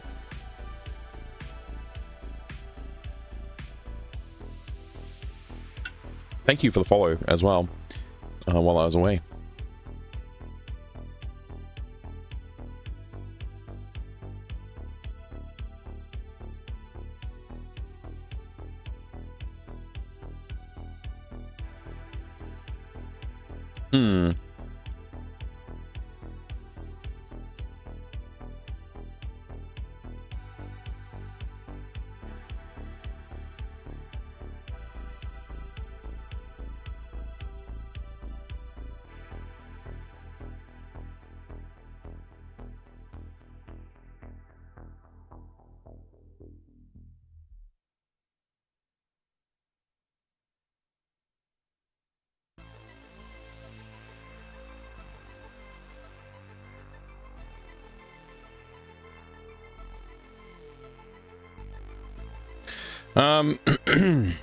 For those of you who signed up as registering interest with the game dev catch-ups, the meetups, I at the time signaled that I would like, you know, some help with organizing it, because, you know, my schedule kind of sucks and I don't want it to be dependent on me being available. I'm still happy to go ahead and run something, but I just need to find the right time to do it. If anybody wants to, like, help me out, I'm still open to help, just so you know. I know other people are busy too, so it's not on you, anybody who's here. It's not on you, or watching this VOD. It's not on you, but I do, you know, I'm still willing to accept help. I really want to get that thing going. I just, you know, it's another one of many things that I'm trying to do at the moment. You know how it is.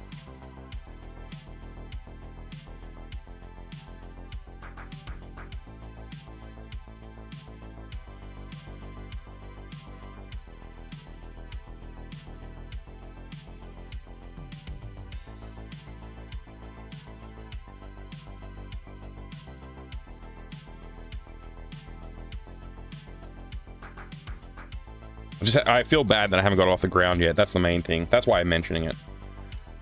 I feel bad because, like, you know, a lot of people were interested. I was interested. Wanted to do it. We haven't done it yet. Kind of disappointing to me. If nobody else.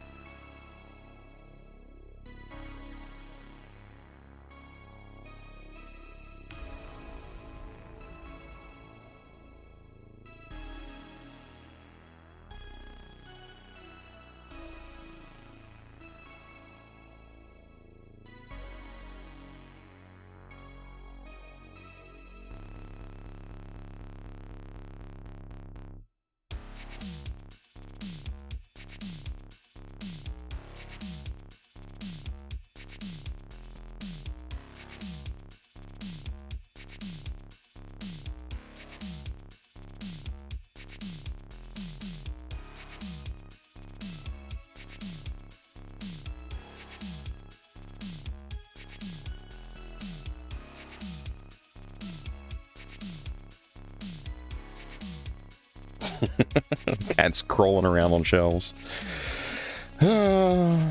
Hopefully I don't have to clean up something.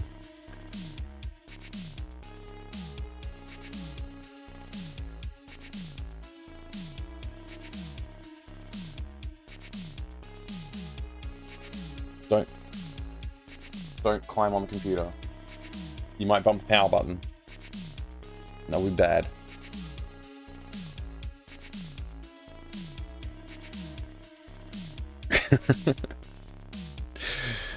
Time for bed? Yeah, no problem, Adrian. Have a good sleep, dude.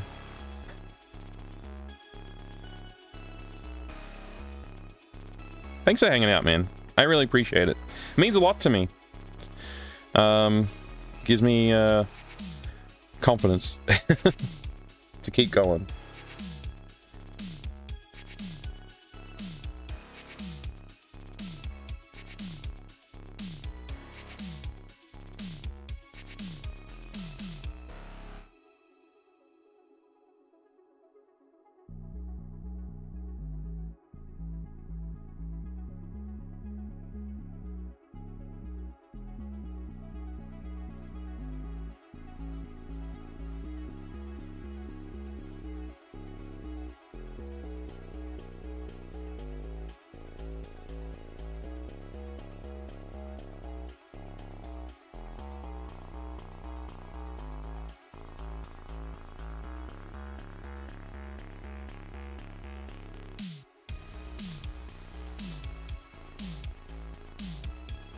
Cats going all over the place around here.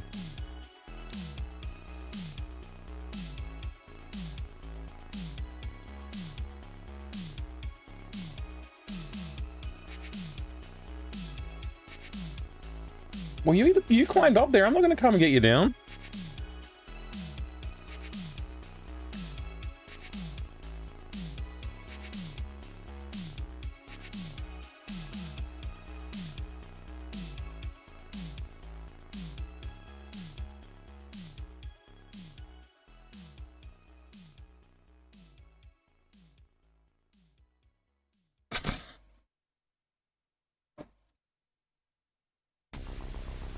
Hey, Toasty.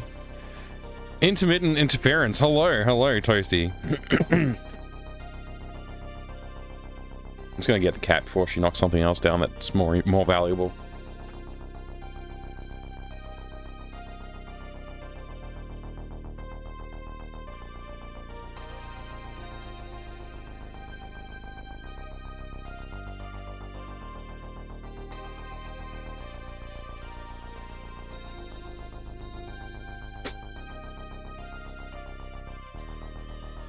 Say goodbye. Bye, cat. Bye.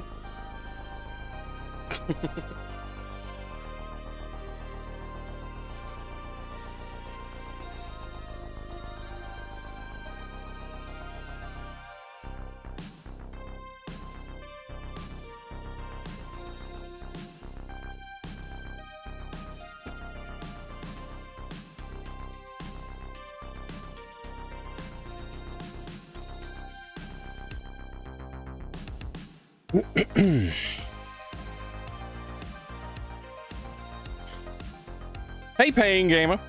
Thank you for waving bye to the cat. That's been your day. Cole the kitten will not stay off your desk or shelves or a curtain or you. One of those days. Because the cat's napping, you can't hear it anymore. Oh my gosh. Cats, man. Cats.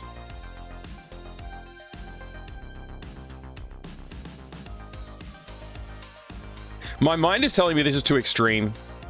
I'm gonna leave it. I'm gonna go with it. We'll see what happens.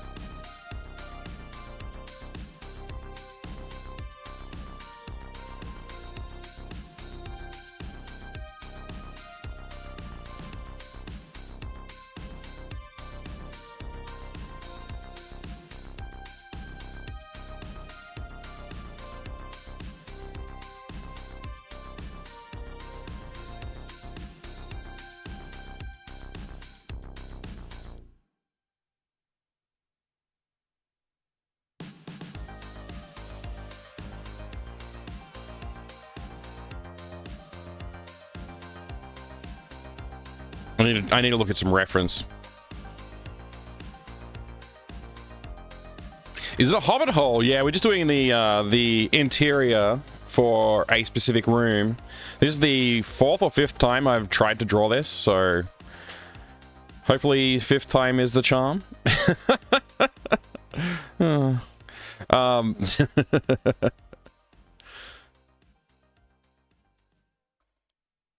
I really want to like do something a bit more interesting looking in this room. That's the main thing. I think I'm gonna use this room as this perspective and this perspective, which you can't see. I'm thinking of using these 2 rooms here as like perspective guides.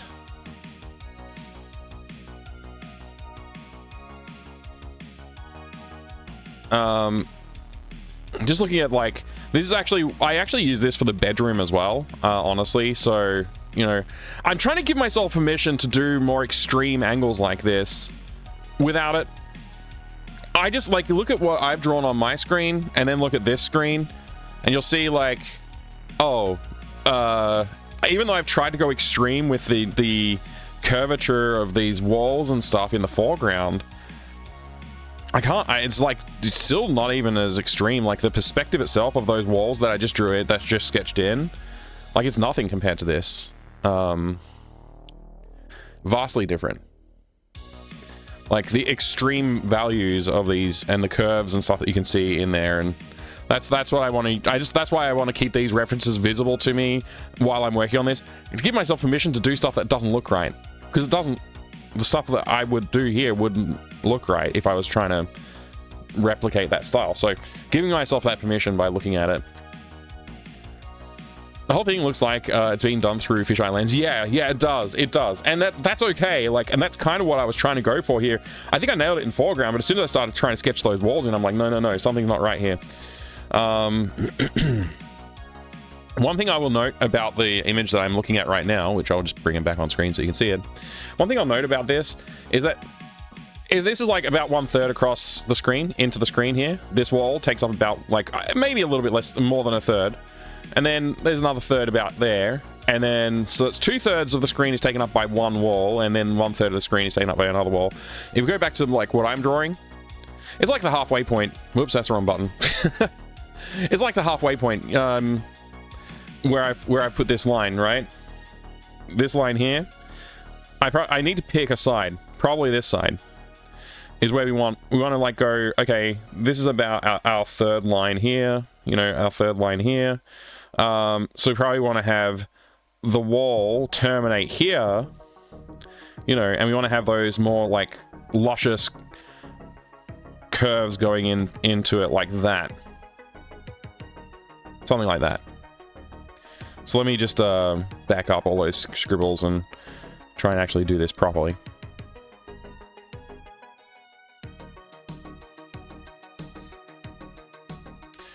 Draw it straight, then apply a spherical aberration filter if you have one.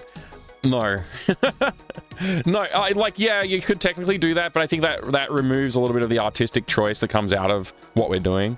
If I get stuck, I could definitely do something like that. Foreground lines remain straight. I'm not sure. I set up this timed message and it just pops up so frequently in the chat. Like Toasty, you and me have been chatting for like a few minutes here, and it's like this timed message has popped up again. I don't know. I need to adjust that. Obviously, it's not quite right.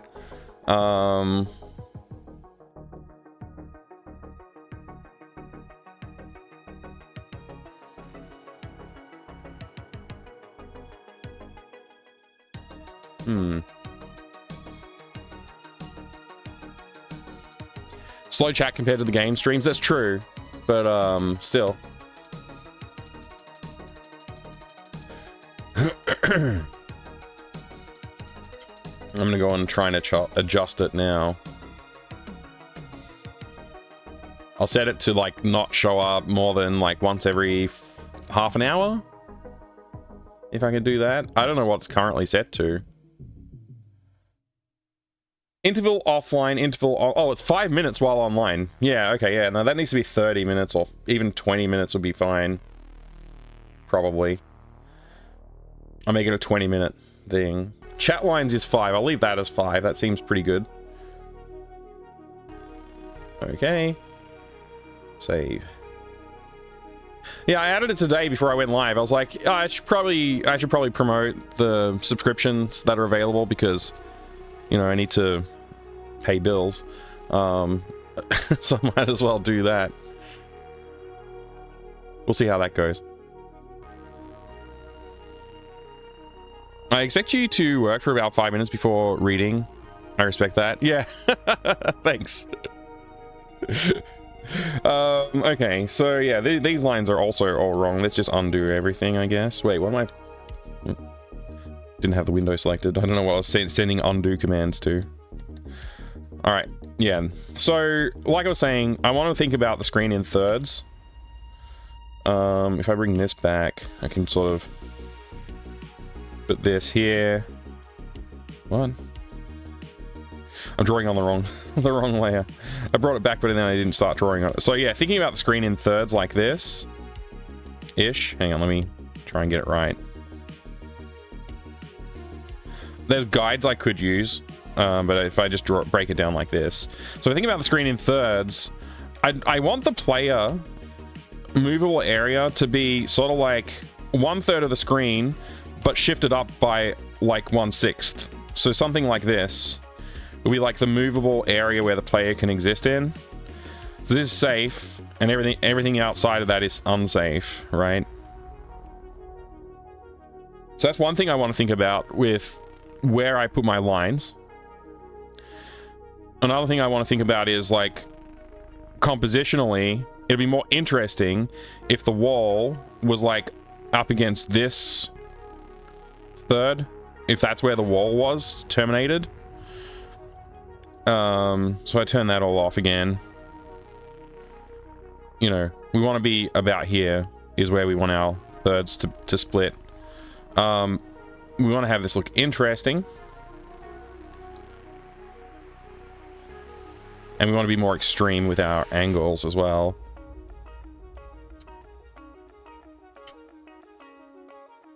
Not so extreme as we can't fit everything in though. Something like that.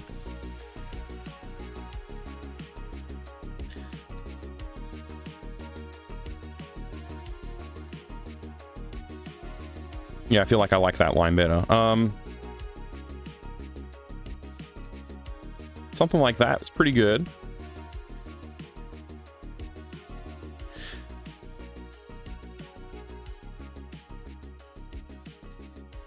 That's pretty good there too. Okay. So that's like delineating our room that we have to work with. And we have a few things we have to put in this room. We have to have a couch with person sitting on it, and we have to have a couple other things. So let's just see, we might want to shift things around a little bit still in here before I start committing to lines.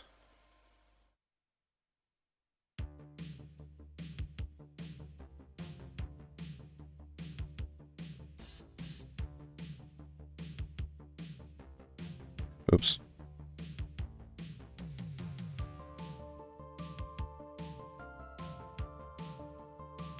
That'll do. Bit of guide. Horizontal lines are... Wait, what? I gotta go back a few messages. You called it. They did a 1/3, 2/3. Yeah. Layout of the room, giving emphasis to a single side of the room for more detail. Exactly, yeah. Yeah, that's why I put the wall here, because like the features, there's going to be a window, there's going to be maybe a fridge or something here, and a door to go outside. Then we're going to have a bench that's in the middle of the room, something like this. And then we're going to have the couch in front of the bench, right? Something like that.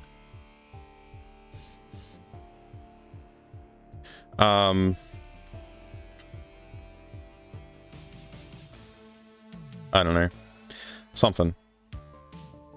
And then we're going to have a person on that couch watching television. So the television's going to be behind the wall there. You know, maybe we could put a TV stand here. And then they're going to be watching this screen. And yeah, we got the, like I said, we got a window here. We'll have like a microwave in the corner over here, just like a microwave sitting there. Have some cabinetry up here. Something like that. Then on the foreground, we're going to have a chores poster. Or like whatever, chart.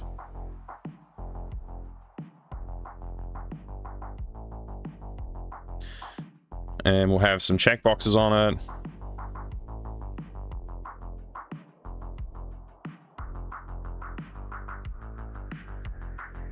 And we'll have like, you know, names, which you won't be able to read. And we'll have tasks, which you won't be able to read.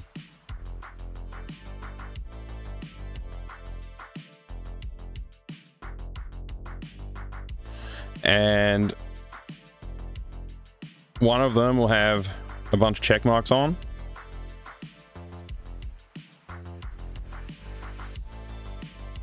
And the other one will have like 1X. And that's it. And so the names will be movable.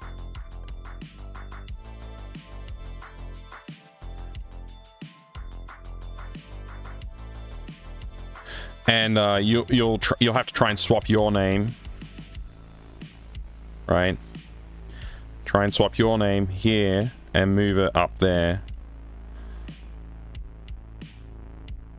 That's the plan.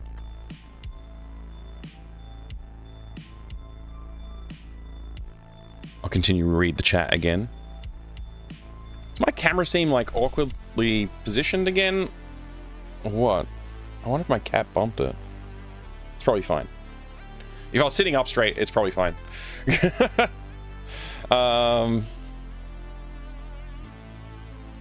Emphasize single-sided room. Horizontal lines are straight-ish. The curves of the scene comes from the vertical ones, I think.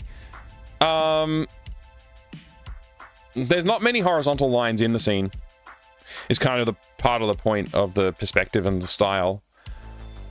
Avoiding horizontal lines is like kind of like a tenet of...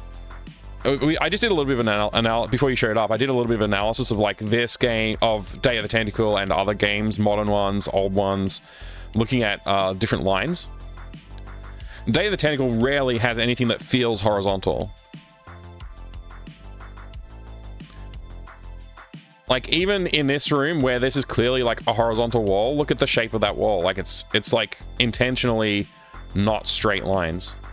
Just because like there's like basically one straight line here on all of the walls, like the rest of them have all these curves and angles to them.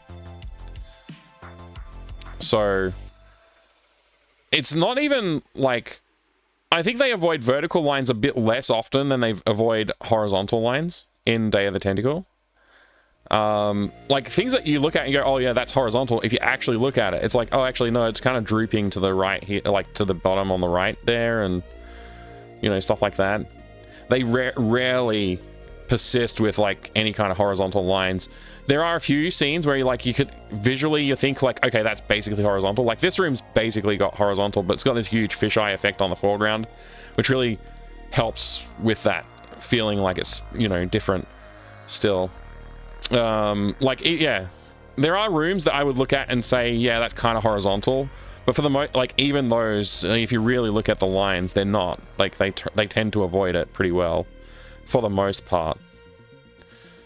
So that's why, this is why I wanted to, like, get some other things on the screen so I could look at while I'm drawing this. So just to remind myself it's okay to not be architectural in the way I draw things, I guess. Like, I want to have these odd perspectives.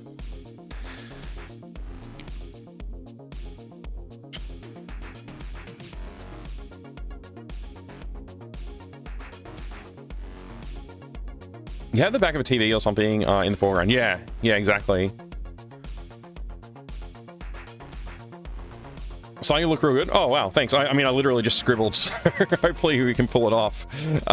Any plans? Bookshelf? Maybe we'll fit something in there, but I want to avoid overcrowding until I've got the scene, and then I can start putting in some more details. Yeah. How clean, dirty is the couch? Perhaps telegraph the personality of the person on it with the decor of the couch itself. Yeah, maybe I could do something there. Maybe I could do something there. I'm not sure. I'll think about that. Aimed a tiny bit high camera-wise. Oh, I'll bring it back to the scene here. Yeah, it's kind of hard to tell like what the perspective we're going for here is. It feels like we're sitting quite high and looking down into the scene, which is probably okay. I think that's probably okay for this one.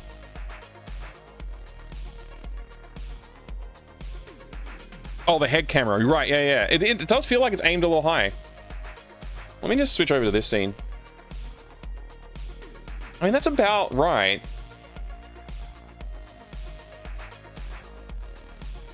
I don't know. I did adjust it the other day because the cat knocked it, and it got kind of like awkwardly out of angle. And so I have adjusted it recently. I wonder if it's just like because of that adjustment, it's like slightly out of whack. Don't know. I'm gonna leave it. I'm gonna leave it for now. I can't really lower the height of it, so it's just definitely like a pitch angle thing.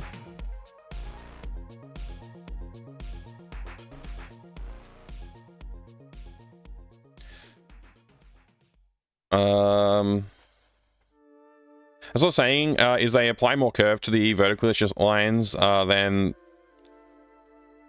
the verticalish, I think you mean one of those words is horizontal. I'm gonna say they apply curve more to horizontal lines than vertical ones. That's what I interpret, because that's kind of what I was saying as well.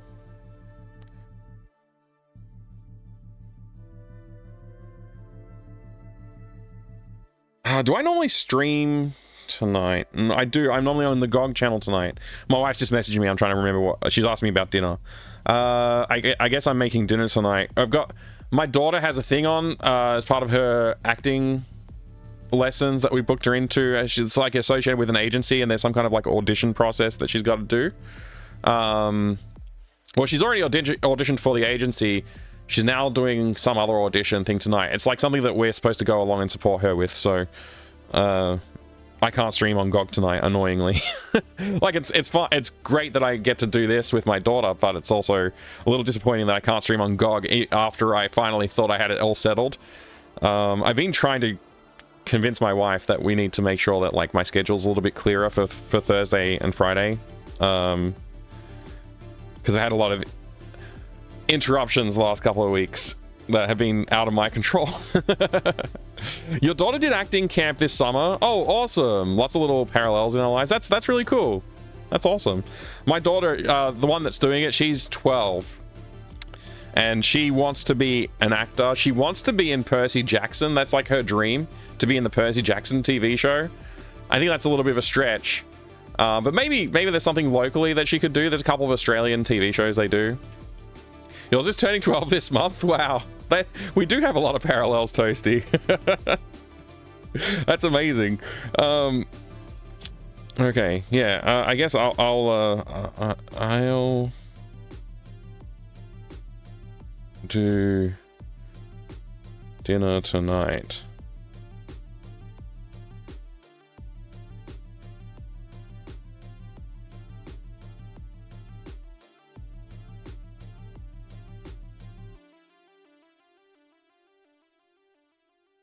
Okay. Sorry about the interruption there. Hey, it's Suzanne Likes Cake. Hi, good to see you. Percy Jackson TV show? Yeah, that one. Europeans here knows nothing. Really?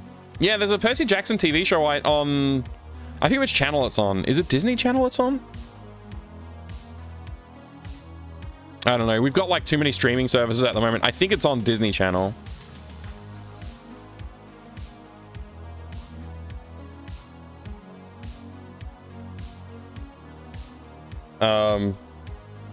You had to Google that.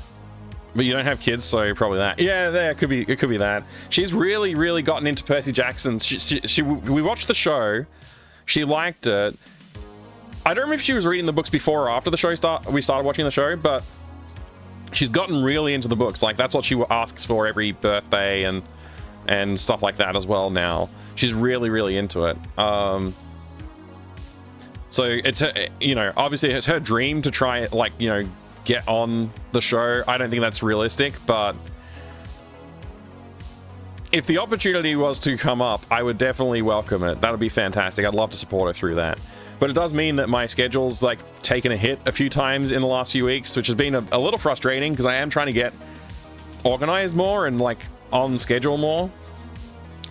I want to like show respect to the people who are supporting me here and you know, treat this more seriously, because now it is like a source of income for me. I need to like do better, I think, personally. So I'm trying. It is an American TV show, yeah. All right, looking at what I got on the screen here, I'm not happy with like a lot of the angles I'm seeing. I want to amplify it a little bit more, I think. But maybe we can, I don't know. I gotta think about it some.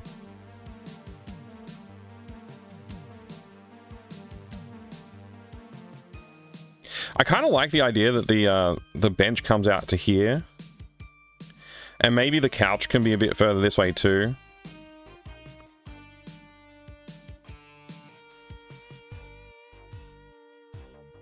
You know. I don't know. Just trying to block it in a little bit so I can visualize.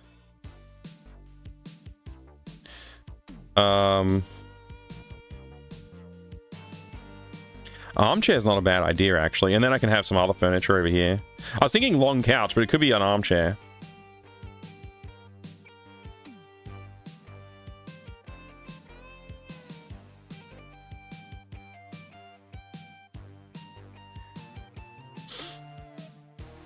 We can even angle it a little bit so it's like more looking toward the TV. Yeah.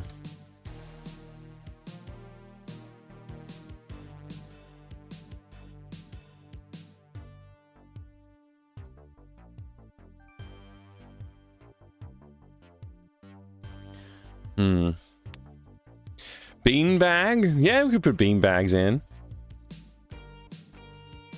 Need to draw like 15 more times? Yeah. Little table beside the couch with a drawer and a lamp. Yeah, that would be good. That would be good. That's another option, actually, putting something here. Like a table.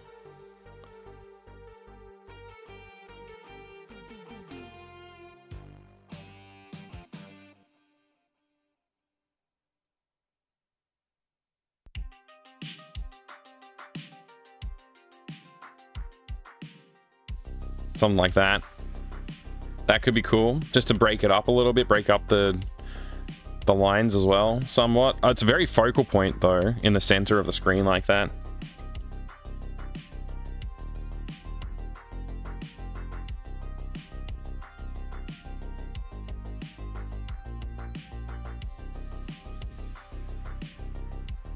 I think I just draw the space first, and then I'll start filling in some more details. Big ashtray.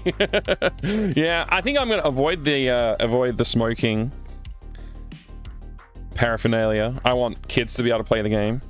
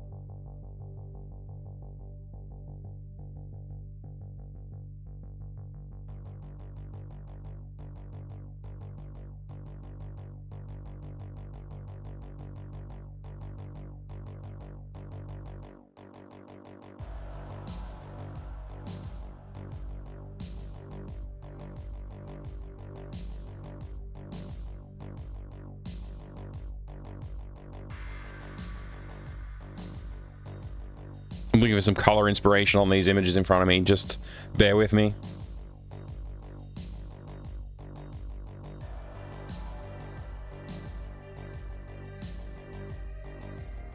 I need something contrasty for these purple walls.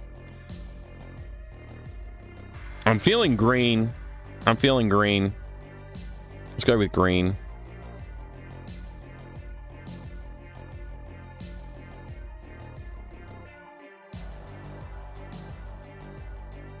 Maybe push into the yellow a little bit for some warmth.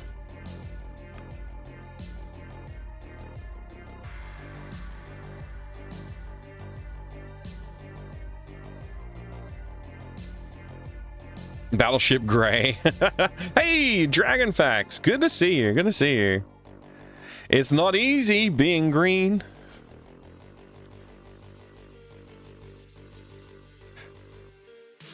Candy dish couch occupant doesn't share. I mean, the couch occupant's not mean. They're just like an annoying aunt who's like looking after the kids. Like, in my mind, the kids are not like bad kids or anything, and the parents aren't bad parents. They just it just happens to be the aunt is looking after them at the moment. Maybe the aunt is the legal guardian, I don't know. But the kids have chores to do, the aunt's hanging around watching TV, you know, that kind of stuff. What's Landlord Green? Distract them and swipe the remote so they have to get up to change channel. That's exactly what one of the puzzles is, actually. You got it in one.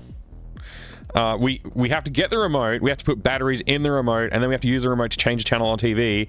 They look around for the remote, get up to change the channel. While they're distracted, you swap the chores names over. And then when they come over to look at the chart and say, like, you can't go outside, it's like, oh, actually, I see your names have swapped. Well, they won't say that, but they'll be like, oh, I guess you have done your chores. And then you can leave the house.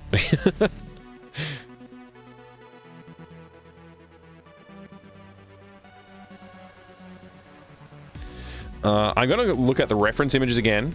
Come along with me on this journey. Actually, I'll use this view. This is the better view for that. I want to look at countertops in here, which there isn't really a good one in this reference or in this reference. I guess this is kind of an okay reference for the countertop.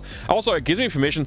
Again, looking at this just says to me, oh, by the way, you're allowed to be out of perspective if you want. Like, this is clearly not in the right perspective. Like, this bench top, the angle that it's on and everything, and then look at like this plant and look at the floor and like the clock, the door, like the phone. There's so much about this that's wrong, but it's okay. It's okay that it's wrong. I need to give myself permission to do that more often. Look at this banister. It's like, it's twisted and weird looking, but it works, right? So it's again, it comes down to that, like, hey, you need to give yourself permission to do it wrong, because it's not wrong. It's actually the style. I'm still learning that even now. I've done 2 other games. This is my 3rd one in this style. I'm still working it out. Look, this is pretty much just a 2D object, this thing, this shelf.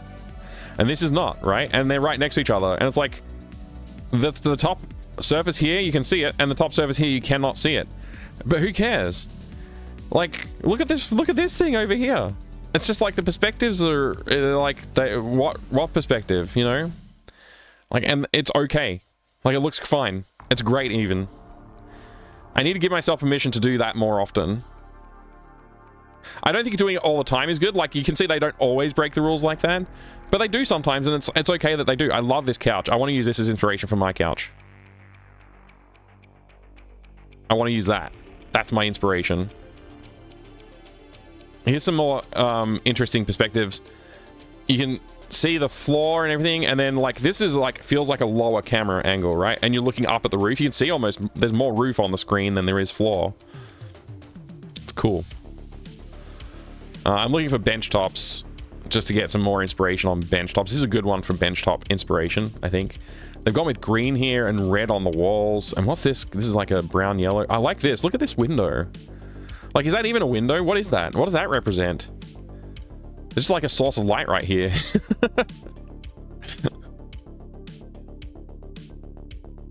I like that often they do justify the lighting in the scene. Look at this polished concrete looking floor as well. Like, that's a cool idea. And then they've got like the, you know, reflections of the things above. Like, they've decided to draw that in. I think that's fantastic. I think that's very clever. I love this room. Not so many bench tops to look at. There's another one with some benches. Again, another 2D thing in the background with a very clearly 3D thing in the foreground. More of the same. 2D thing next to 3D thing. Oh, I like this. Look at this. Like, I have permission to do something like this. This is okay. I can do that.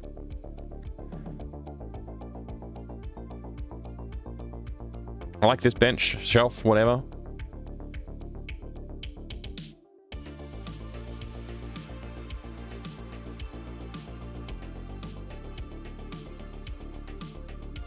All right. It's a neon light? Ah.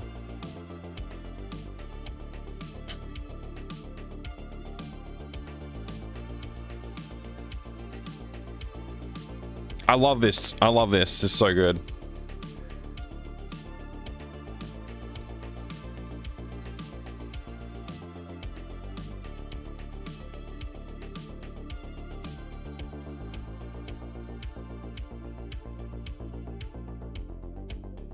All right, I've looked a little while. I kind of want to draw that. I kind of want to, like, this is so inspirational. This couch right here.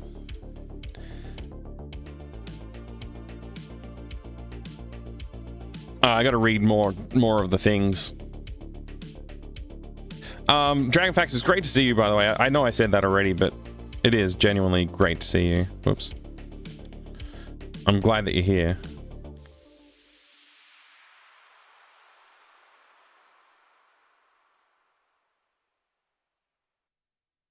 I gotta think about the shapes of this place and the colors. I've already got a lot of color going on. Like, we've got these purple walls and whatever this burgundy roof is. I might pull the tone more into the brown for that.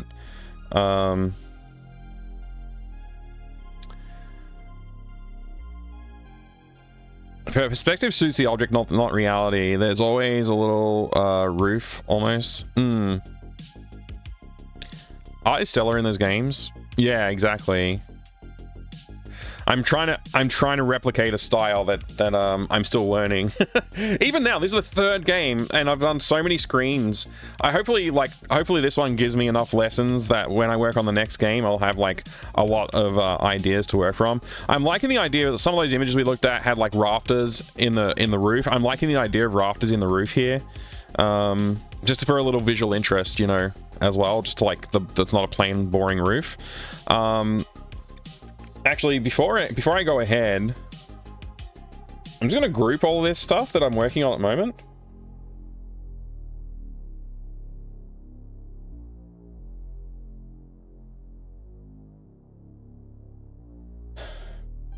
Like, just going back in time a little bit to some of the other attempts I've had at this one, just to get some color inspiration from here too, because I don't think these colors are necessarily bad.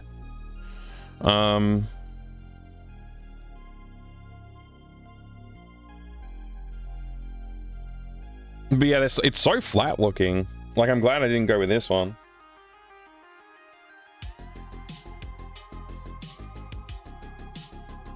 Oh, that's literally just, I just warped. Okay, I was wondering what happened there. I've just warped the other one to try and give it a little bit of that look to it. It's honestly not that bad of an attempt. Like, that does make it look, like, that is instantly visually more interesting, just doing that. Obviously, I'd have to redraw over the top of it to get what I want, but as far as the visual goes, that's way better. Anyway, I just wanted to take a look back in time there a little bit.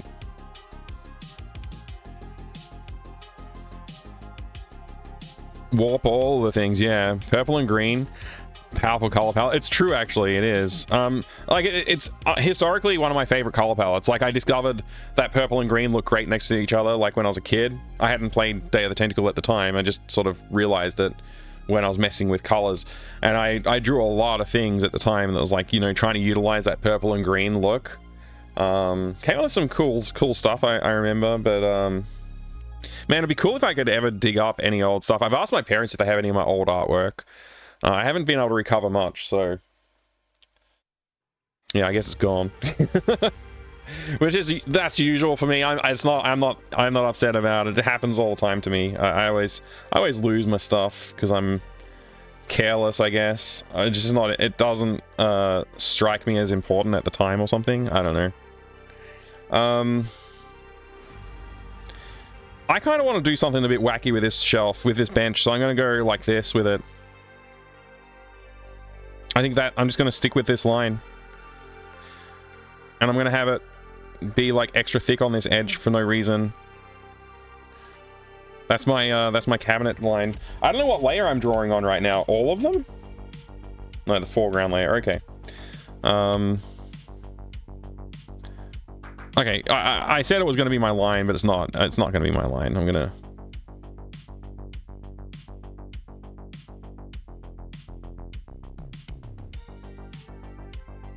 You know what? I'm just going to hide this layer. I don't need...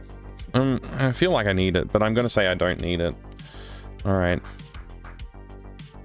Let's try and be a little adventurous with our lines, though, you know? Again, I don't want to be in the center of the screen like that. I want to either have to be on this side of center or this side of center. I don't want to be in the center. So, and I don't want tangents like this. And I don't want the bench surface to be a tangent either, you know, like, I don't want that.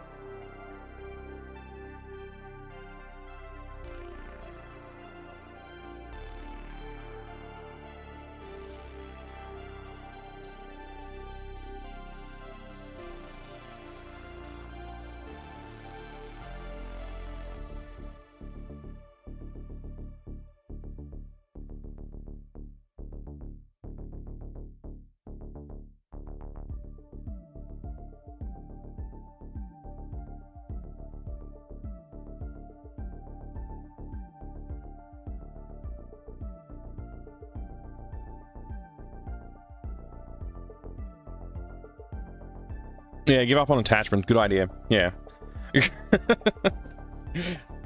That's the way I spend my life. Let's see. What other colors can I do? I just saw it on this screen over here that you can't see on my monitor that I use for like monitoring the stream and stuff. And I hate the background colors now. I don't like them. I don't think it's rich enough. But I'll stick with it. I'm not going to mess around too much right now. I want to avoid using too many colors in this scene. I feel like I've used too many already. So I need to look at the foyer reference again. Yeah. Okay. Good. Good.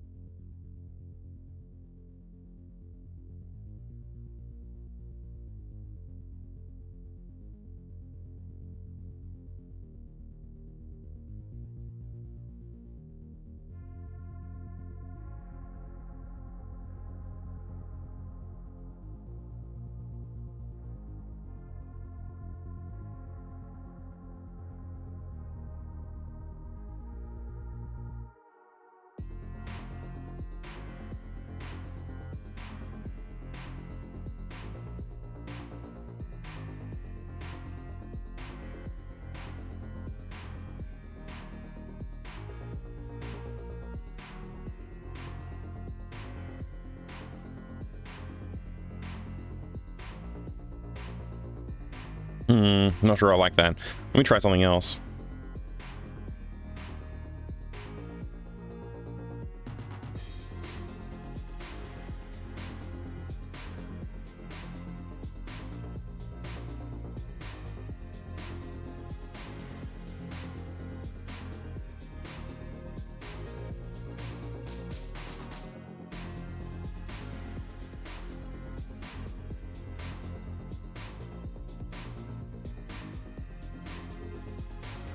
That kind of works.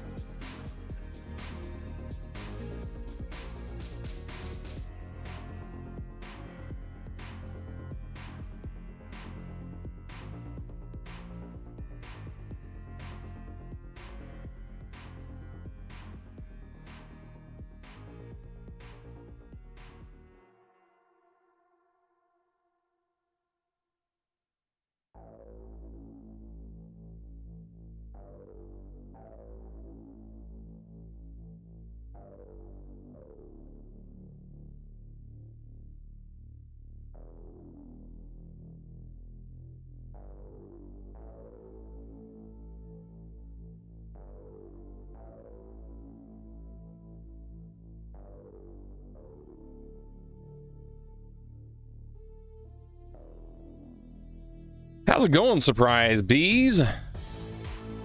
Munch, munch.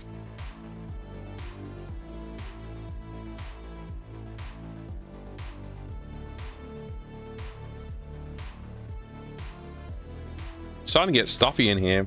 I need more water, I think.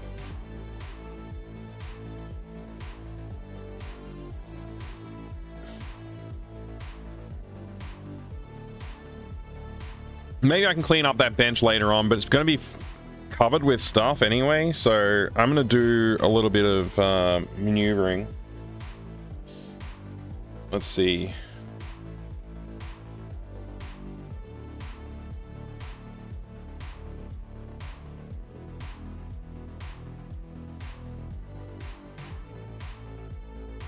Just want to move some stuff around here.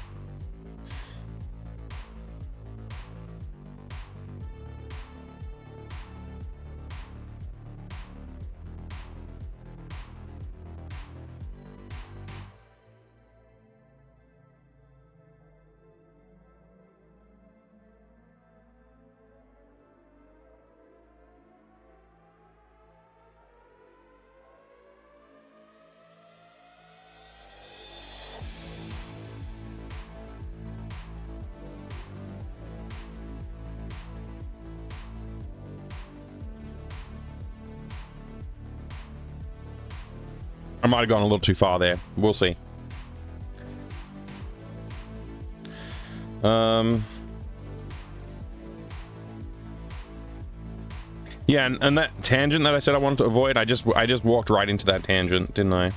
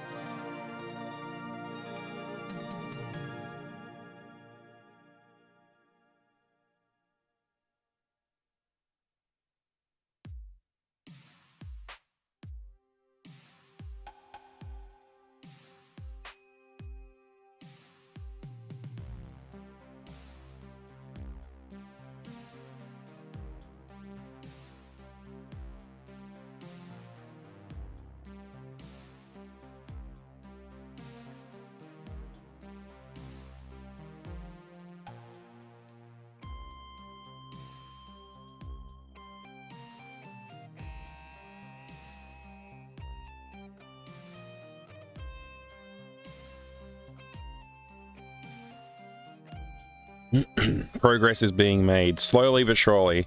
I'm starting to feel a lot better about this look than I had the other look. So the tangent's still too strong here, but what I might be able to do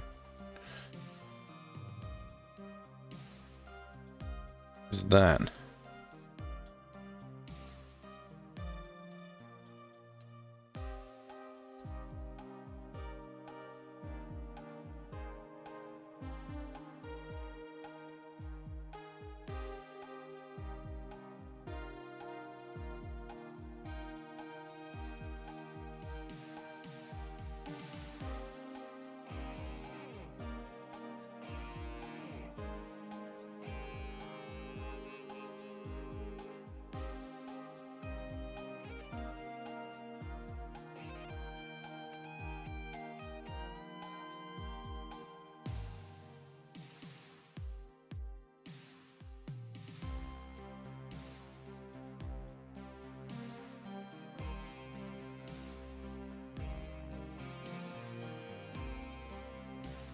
Actually, you know what? I don't want to move that.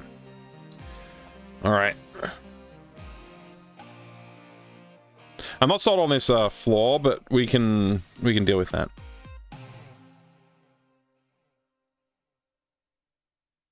I also don't mind the idea of like the two-tone wall.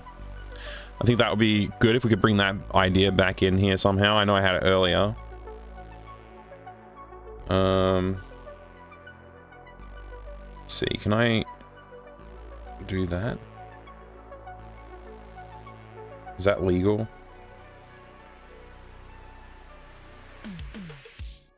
Feels pretty legal.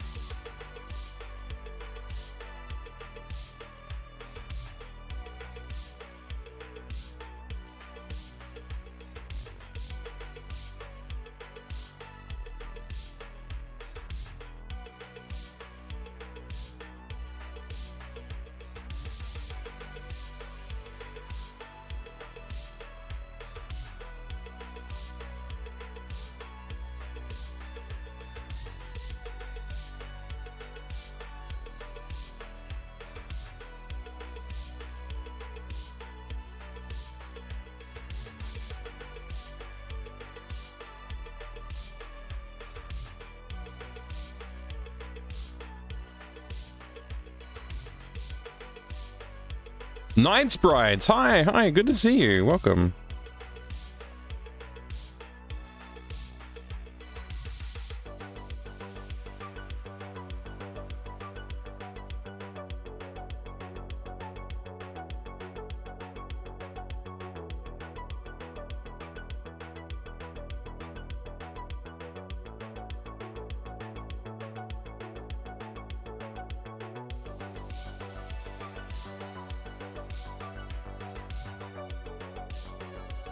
Not sure what perspective I'm going for here. I gotta erase everything. I was hoping to just draw the image and then like move it into position rather than thinking too much about perspective. I don't know if I can. I don't know if I can get away with it.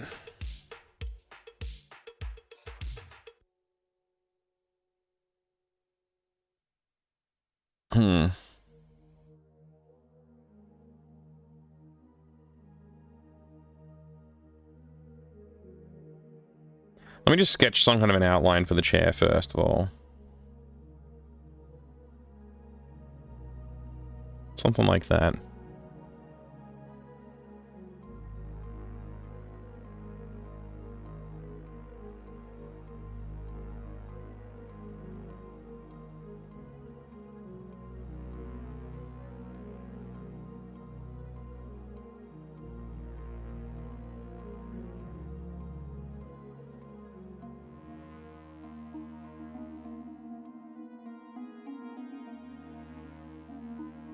Something like that. Almost doesn't feel big enough. But, I gotta bring a character in the scene so I can get a bit of a sense of scale.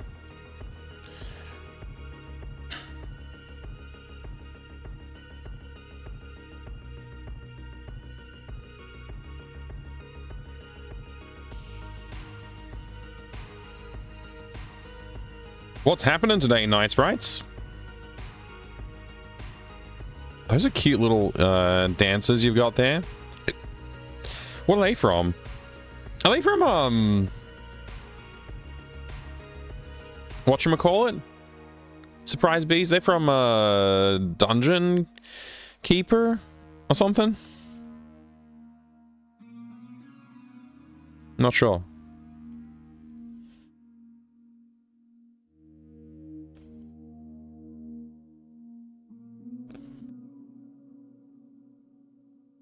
What I gotta do is get a scaled version of this sprite that's like the right size for this scene. I think this might be it, actually.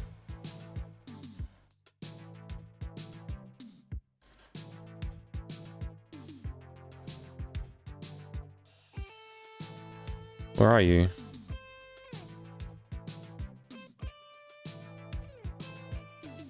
No, that's not scaled correctly at all. Just finishing up a few music projects. Awesome. Been at it all day today. Your ears hurt from headphones. Oh, like the pressure from the headphones. That sucks. I hope your headphones feel better soon. That doesn't make sense. Does that make sense? Don't think that makes sense.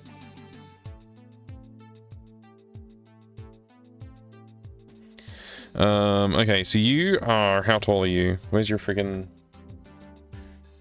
41 by 80, so you're 80 tall out of 200.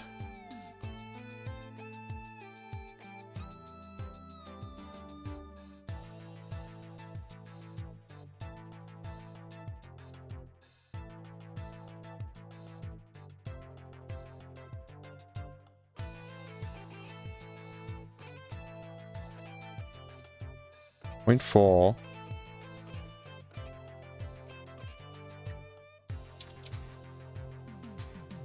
So 960. I need you.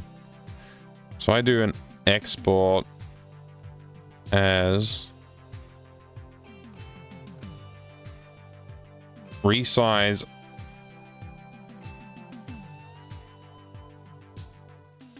hang on a second.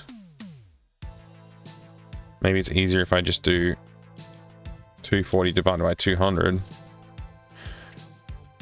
Which is 12. I should have been able to guess that, but my brain is not in numbers mode. So I need a 12 here. Export. No. Scaled. Export.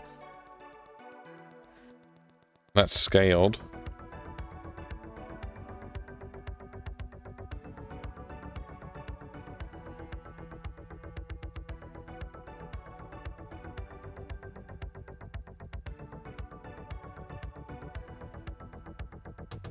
Okay, so that's how big a character would be in this scene. So that chair's like tiny. It needs to be bigger.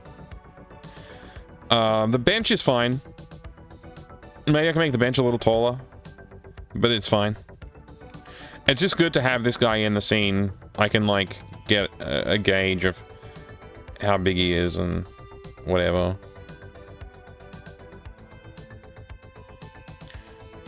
Yeah.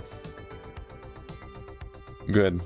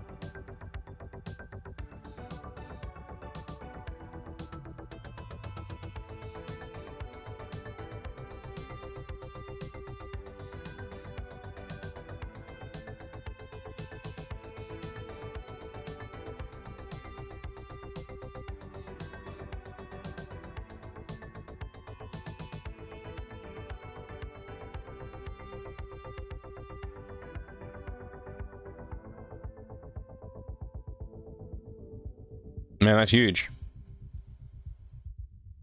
But maybe it needs to be huge. I don't know. Just need to get a new sound monitoring headphones. Yeah.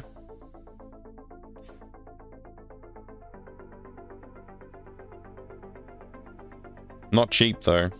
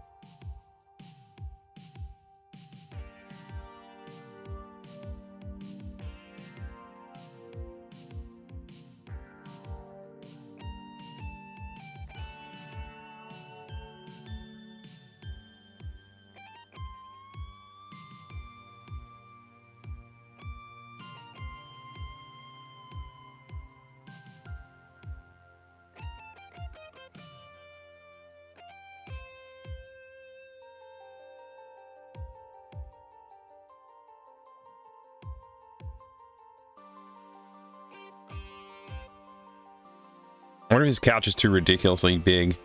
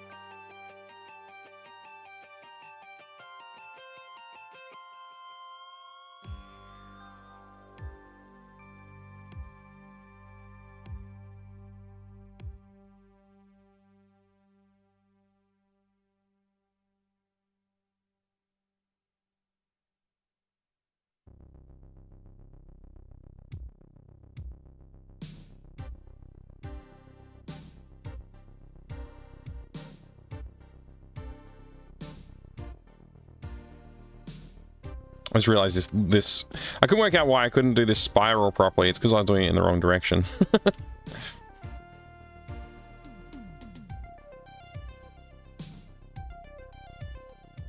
That's better. Well, ish.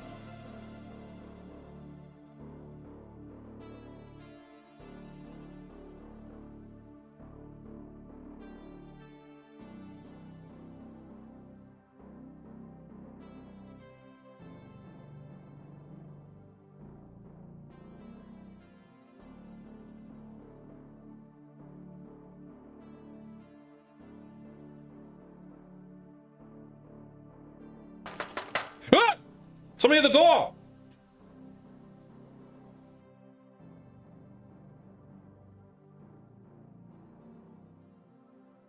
Hello. Welcome, Basehole. Welcome back. And Damn It Baines, hello, hello. And Zai, hello, greetings.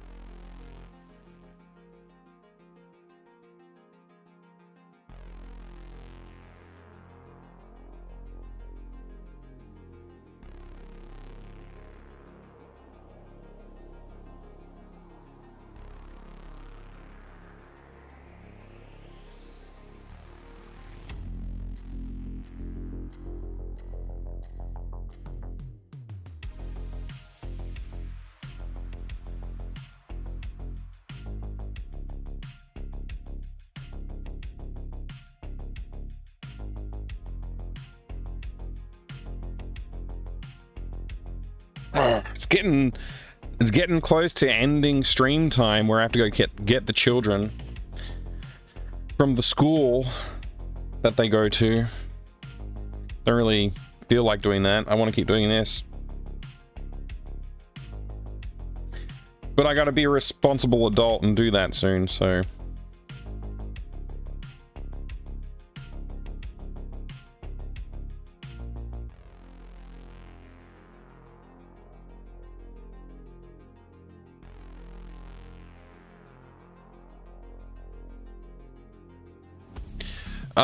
Dragon Facts. I am employed 3 days a week, so yes, underemployed is technically true. What I'm doing right now is my job for the other 2 days of the week. So streaming and game dev is what I'm trying to make up the shortfall with. I mean, I'm working pretty hard, Dragon Facts. I don't think you can call me a wastrel, nor a beach bum. I haven't even been to the beach in a long time. I wish I had. But yeah, no, I'm still underemployed technically, yeah. So, you know, if you want to help me out, you feel free to use my coffee, or you know, subscribe to my other channel or anything like that. I do appreciate the support, but just hanging out and watching and being here is also a big help, and I appreciate it. I don't like this chair, but I'm gonna go with it for now. I might change my mind later on. I'm gonna leave it for now. It's a chair. It works, technically, as a chair. It looked kind of plush, but also the shading's all wrong, and I can't be bothered fixing it. Also, I think it'll be helped when I actually do a lighting pass over everything and like sort of like add shadows and spotlights and highlights to everything. I think that will really help figure out the shading on the chair a lot more too. But I kind of like the shape of the chair. It might be a little bit too much, but we'll see. We'll see. I'm gonna just like group up all the chair pieces.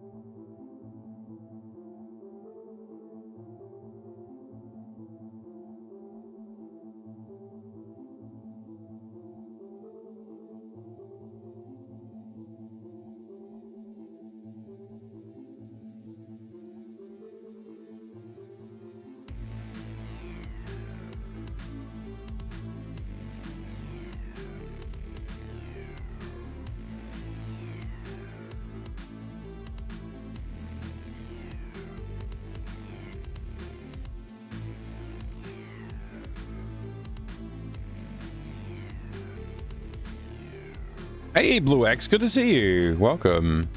You'd buy the chair, Nab? It's pretty big and plush looking chair, isn't it?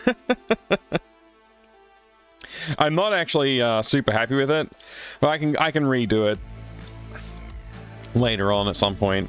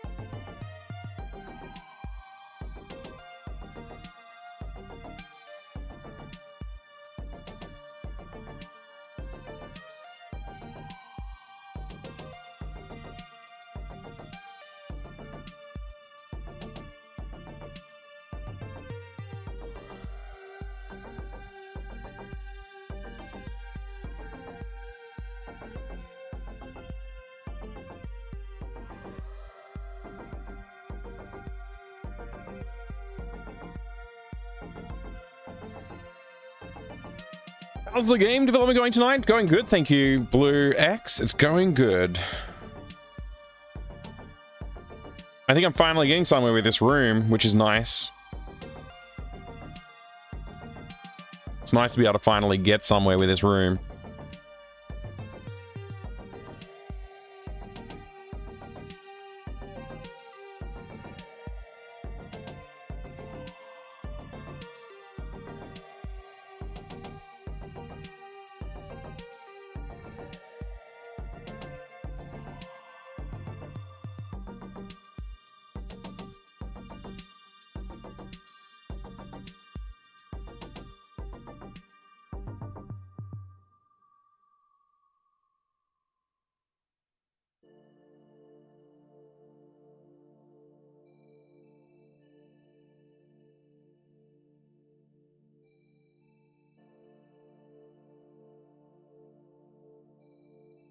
Yeah. Room's starting to come together, finally starting to get somewhere with this, which is really good news.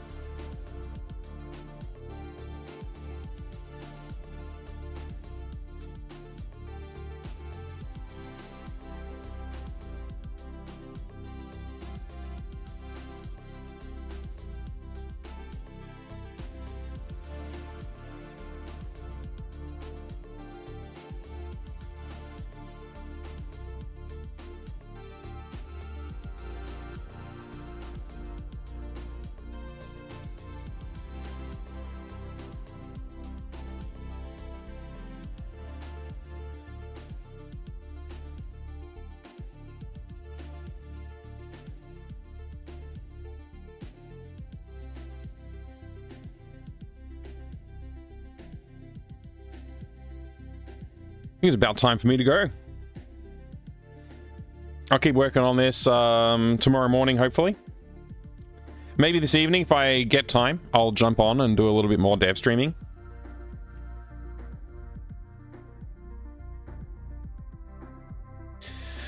But that's all from me for today. Thank you very much, everybody, for joining me. I really do appreciate it. I will see you again soon. This game's coming along. We're finally making some progress. It's actually happening. Like, I finished off that one room today.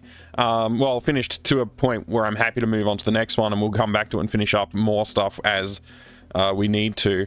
Obviously, it's not completely done. Likewise, this one will also abandon before we completely finish it.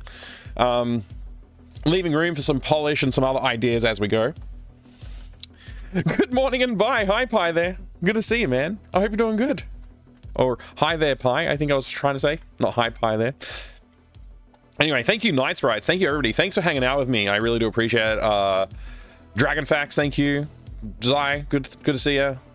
Base Hole, Surprise Bees, Nab That Cat, Blue X, Pi Lozan, everybody else as well. I know there's more people. Toasty, we had a good chat with Toasty earlier. Suzanne likes cake. Who else was here? Pain Gamer, Adrian was here. He's gone to bed. Grindhouse was here earlier as well. Bloody Cactus dropped by. I forget who else was here. I know there's a lot of other people here, and I'm sorry if I know Killick was here earlier, like way early. Who else is here? Like a ton of people here. Thank you. Stalker Woodward was here as well. I appreciate it. Anyway, I do have to go. My kids are like literally going to be waiting for me if I don't leave now. So I'll see you soon. Take care, everybody. Oh my gosh. Hi, Dr. CDCS. How was Da Vinci Code? Did you finish? GG, I hope. Well done. I really got to go though. I'll maybe I'll jump on a chat with you when I get home with the kids, Doc, if you're available. See you soon, everybody. Thank you so much for being here. Once again, I do appreciate it. Maybe I'll be back on tonight. Who knows? Bye. I gotta go, unfortunately. I gotta run.